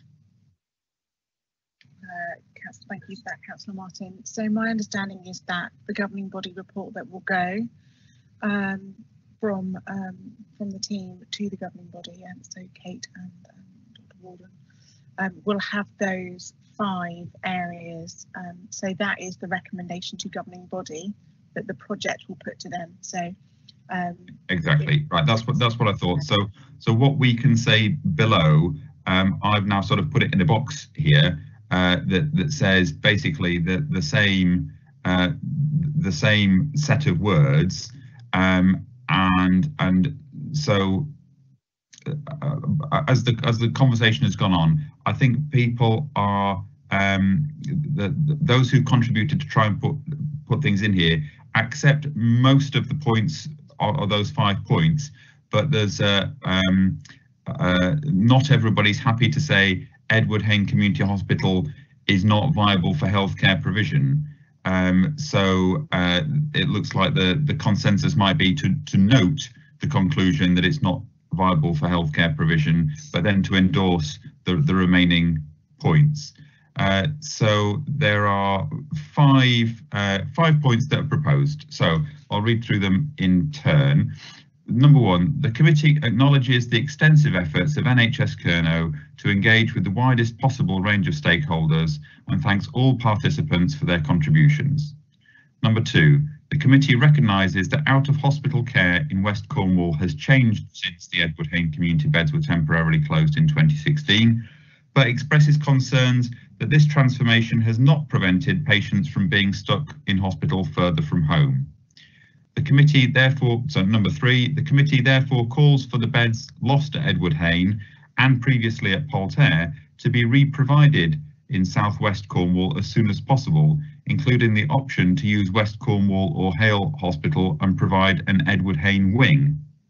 Number four, the governing body commits to calls on the governing body to commit to the re-provision and retention of the step-down reablement beds within Penwith and South West Kerrier in line with community views until there is proven safe capacity in the acute sector.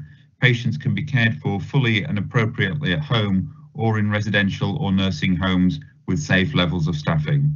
And then finally, point five, subject to the re-provision outlined above, the committee notes the recommendation to the governing body that Edward Hain Community Hospital is not viable for healthcare provision and endorses the recommendations 1 to 5 below. So that was a sort of collaborative effort from members of the committee, but I will propose that as a resolution. Okay, thank you. Councillor Pollard, you wanted to come back in. Yeah, well done, Colin. And you redeemed yourself at the end, because I thought you were going to just say that we noted the recommendations from the report. There's the thought. As far as I'm concerned, the public debate, the consultation has come up with 5 things which are quite correct. I'm very happy to endorse them, as you said there, finally. And I'm very happy to second the proposal. Okay, thank you. Is there any other comments? That's fine. I see Councillor Kirkham wanted to second it, but that's fine. As there are no further speakers, nobody's indicated. Councillor Jenkins, update. Only just to say I was happy to support it too. Okay, thank you, Loveday. We'll go across to Leanne. We have a proposer, seconder, and that's the motion that we'll take forward. Thank you. Shall I read out the recommendations again for you members? I don't think or are you happy because they're on the screen? Yeah. Yeah. Members of the public be able to see the screen and therefore see the wording on the screen. Okay. Right, let's go to the vote. Now I know that some members have left the meeting already, so I will take silence as them not being here. So if we can start with Councillor Biscoe. Very reluctantly for. Councillor Chopak. Again, reluctantly for. Councillor Gammon.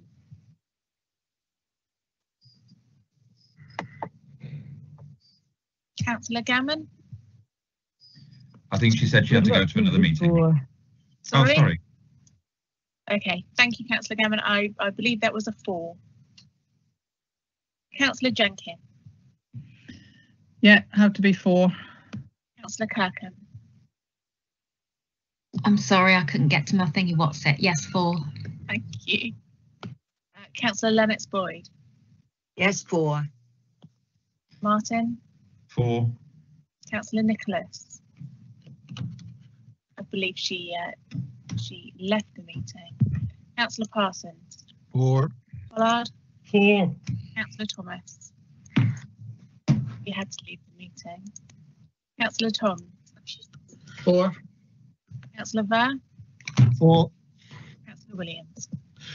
Not too happy losing this facility in St Ives, but reluctantly I'm going to vote for it, providing we get the somewhere in the southwest, in the Marazan or around this area, to facilitate what we're losing there? Thank you. Thank you. Chairman, that's 12 votes in favour and therefore unanimous. Okay, thank you, Deanne. Thank you, everybody. That was a very long but well worth having debate. And thank you, Colin, for amalgamating the consensus of opinion from members. Right, we'll move straight on to item 11, updates from Cabinet members. I believe Councillor Rothschild's left. Is Councillor Hawking in the meeting? I know she did leave. Are you back in, Sally? Chairman, it's Leanne Martin. I believe that both of our portfolio holders have had to leave the meeting. Okay. And therefore, any questions, I'll have to send them across to them.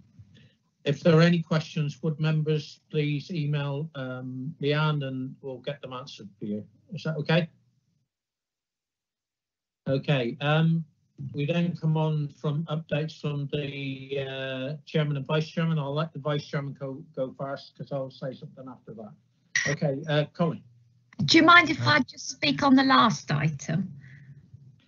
Just very quickly, because it's not really okay, is it? Because this is a public meeting.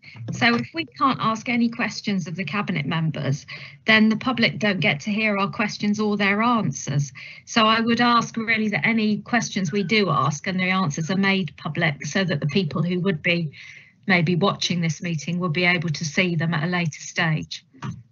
I'm going to ensure that they're put in the minutes, Councillor Perkins, so they should be in there. By all means, you can ask your questions now if the chairman agrees, so that they're stated in public.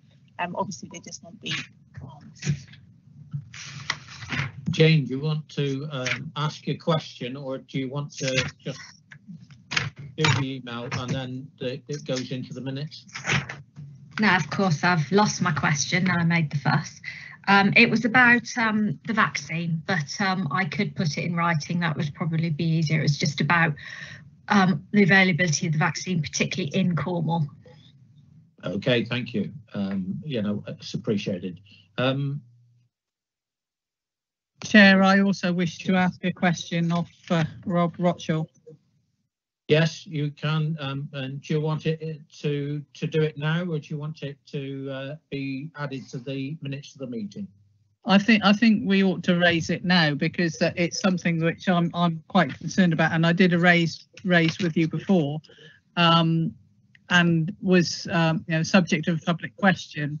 You know, the loss of earwax removal from GP surgeries seems to me to be something that is losing access for people by stealth, and making sure that people have to pay for a service that was previously free.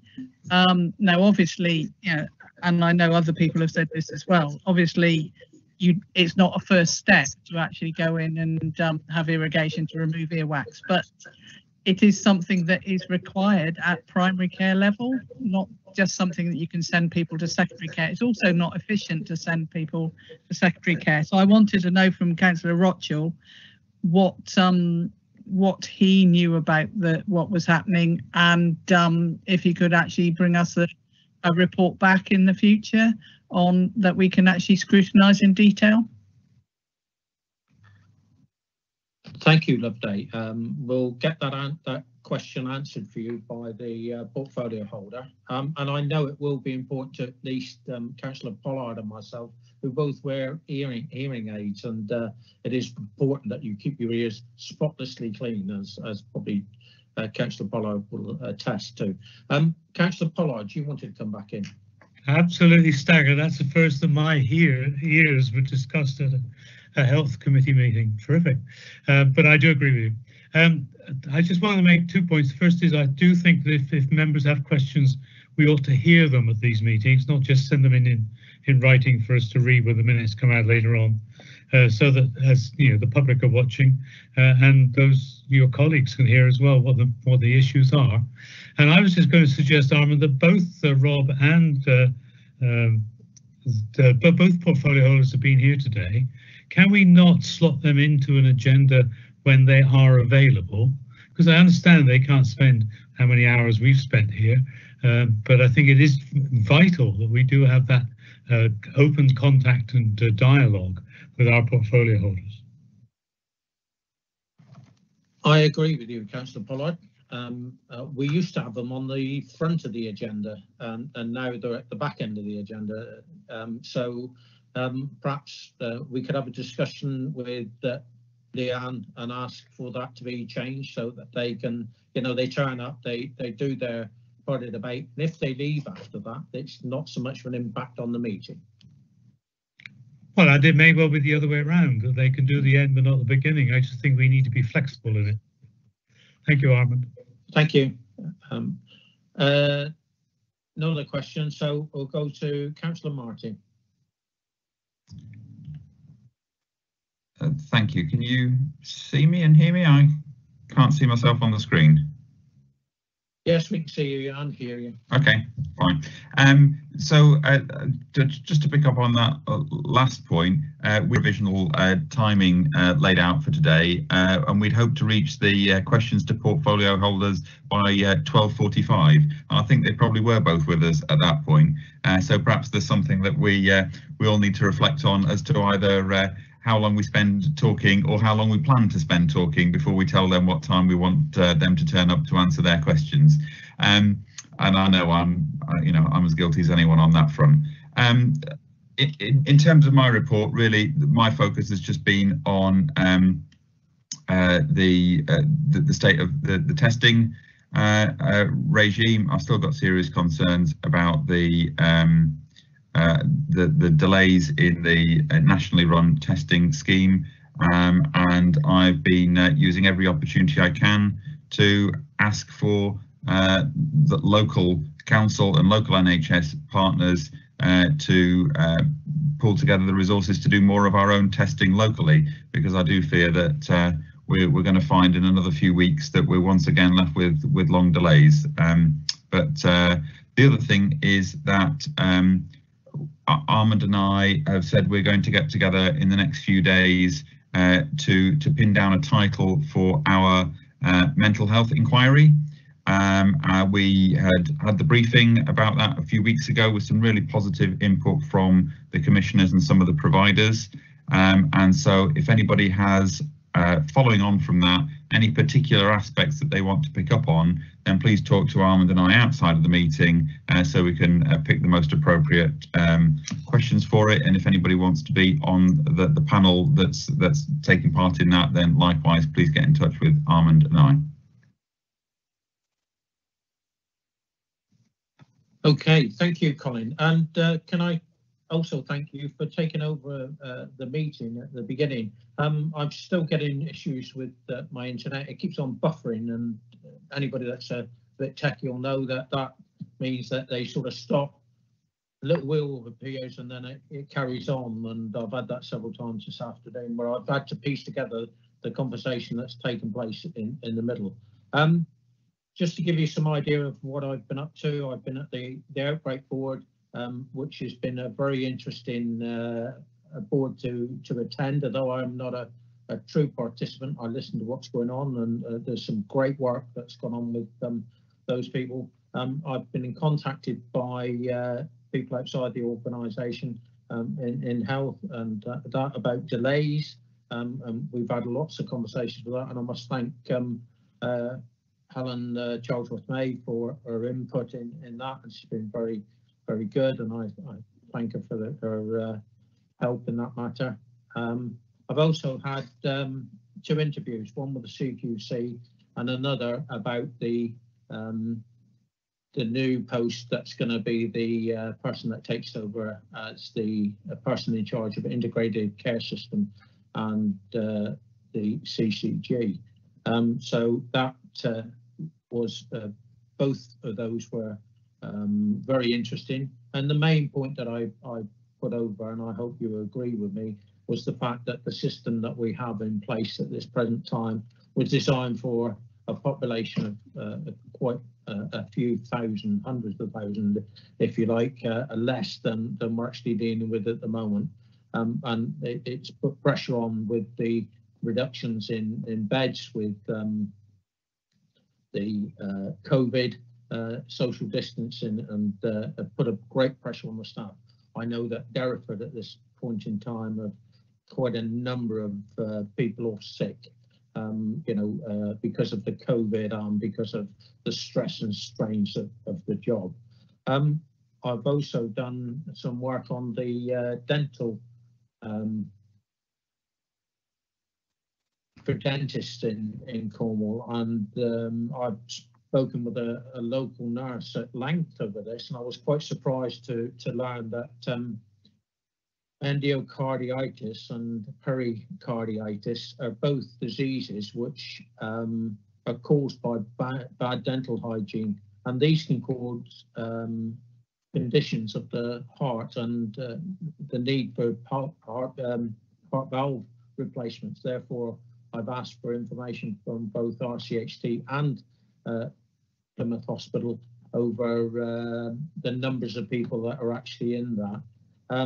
It also is a cause of cancer and other conditions. I won't go into it all now, but I will be sending you out something to say this is what I found out, and I know Leanne will say that we have a briefing on this in the not so distant future. So I need to get that out to you so you can read some of the stuff that has gone on, and I hope you appreciate that. I think that's the end of my report. Just thank you for your attendance, but if there are any questions, please ask.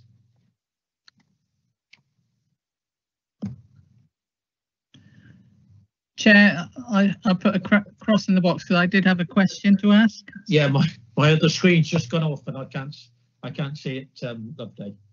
Okay, it was really just about our work plan. I'm slightly concerned because I'm not quite sure how we input something on the work plan if we don't have it on the agenda. I mean, you will be aware that I raised the issue of earwax removal in GPs with you and the vice chair, and there doesn't seem to be any way of putting that on our work plan to scrutinise if we don't have a discussion on our work plan. So is that something that is a new normal, or is it just occasional, or what's happening? Maybe Leanne can answer it better than me. Yeah, I've asked Leanne if we could get a report for the committee, but Leanne will come back in with that. So, Councillor Jenkins, when we had a July meeting, the work programme at that point was agreed for the rest of the year. So it wouldn't be coming to on future agendas. However, it could be updated via conversations with the chairman and the vice chairman in consultation with Helen Charlesworth-May in her position. So anything can be added to the agenda and to the work programme as long as those conversations has taken place, and then I can notify members of the update to the work plan. Can I therefore ask the chair and vice chair to see whether we can add a scrutiny of what's happening with earwax services, because it seems like it might be the tip of an iceberg in terms of what GPs are contracted to do versus what they used to do. Yes, we'll consider that. When we have our meeting over the mental health, we'll look at that as well. Is that okay, Leanne? Yes, that's fine. Just to highlight that my understanding it isn't contracted, as the earlier on answer said, it's down to individual GP surgeries whether or not they decide to do it. I know the matter has been raised with NHS Kernow as well, so I think they are looking at the enhanced service, but I'd have to work out who we got to do a report, because it would have to come from the individual practices, but that's something we can discuss outside of the meeting and then hopefully get back to the committee on how we approach that. I think because it's in the NICE guidelines, whoever is responsible for following the NICE guidelines should be able to comment on it. Okay, thank you, Loveday. We will look at that and come back and let you know how we get on. Right, I've no matters for urgent discussion. Thank you for your attendance, and have a good the last bit of the afternoon and good evening. Thank you, everyone. Yeah, cheers. Thank you. Cheers, Ahmed. Yeah, cheers. Cheerio. Bye. Thank you.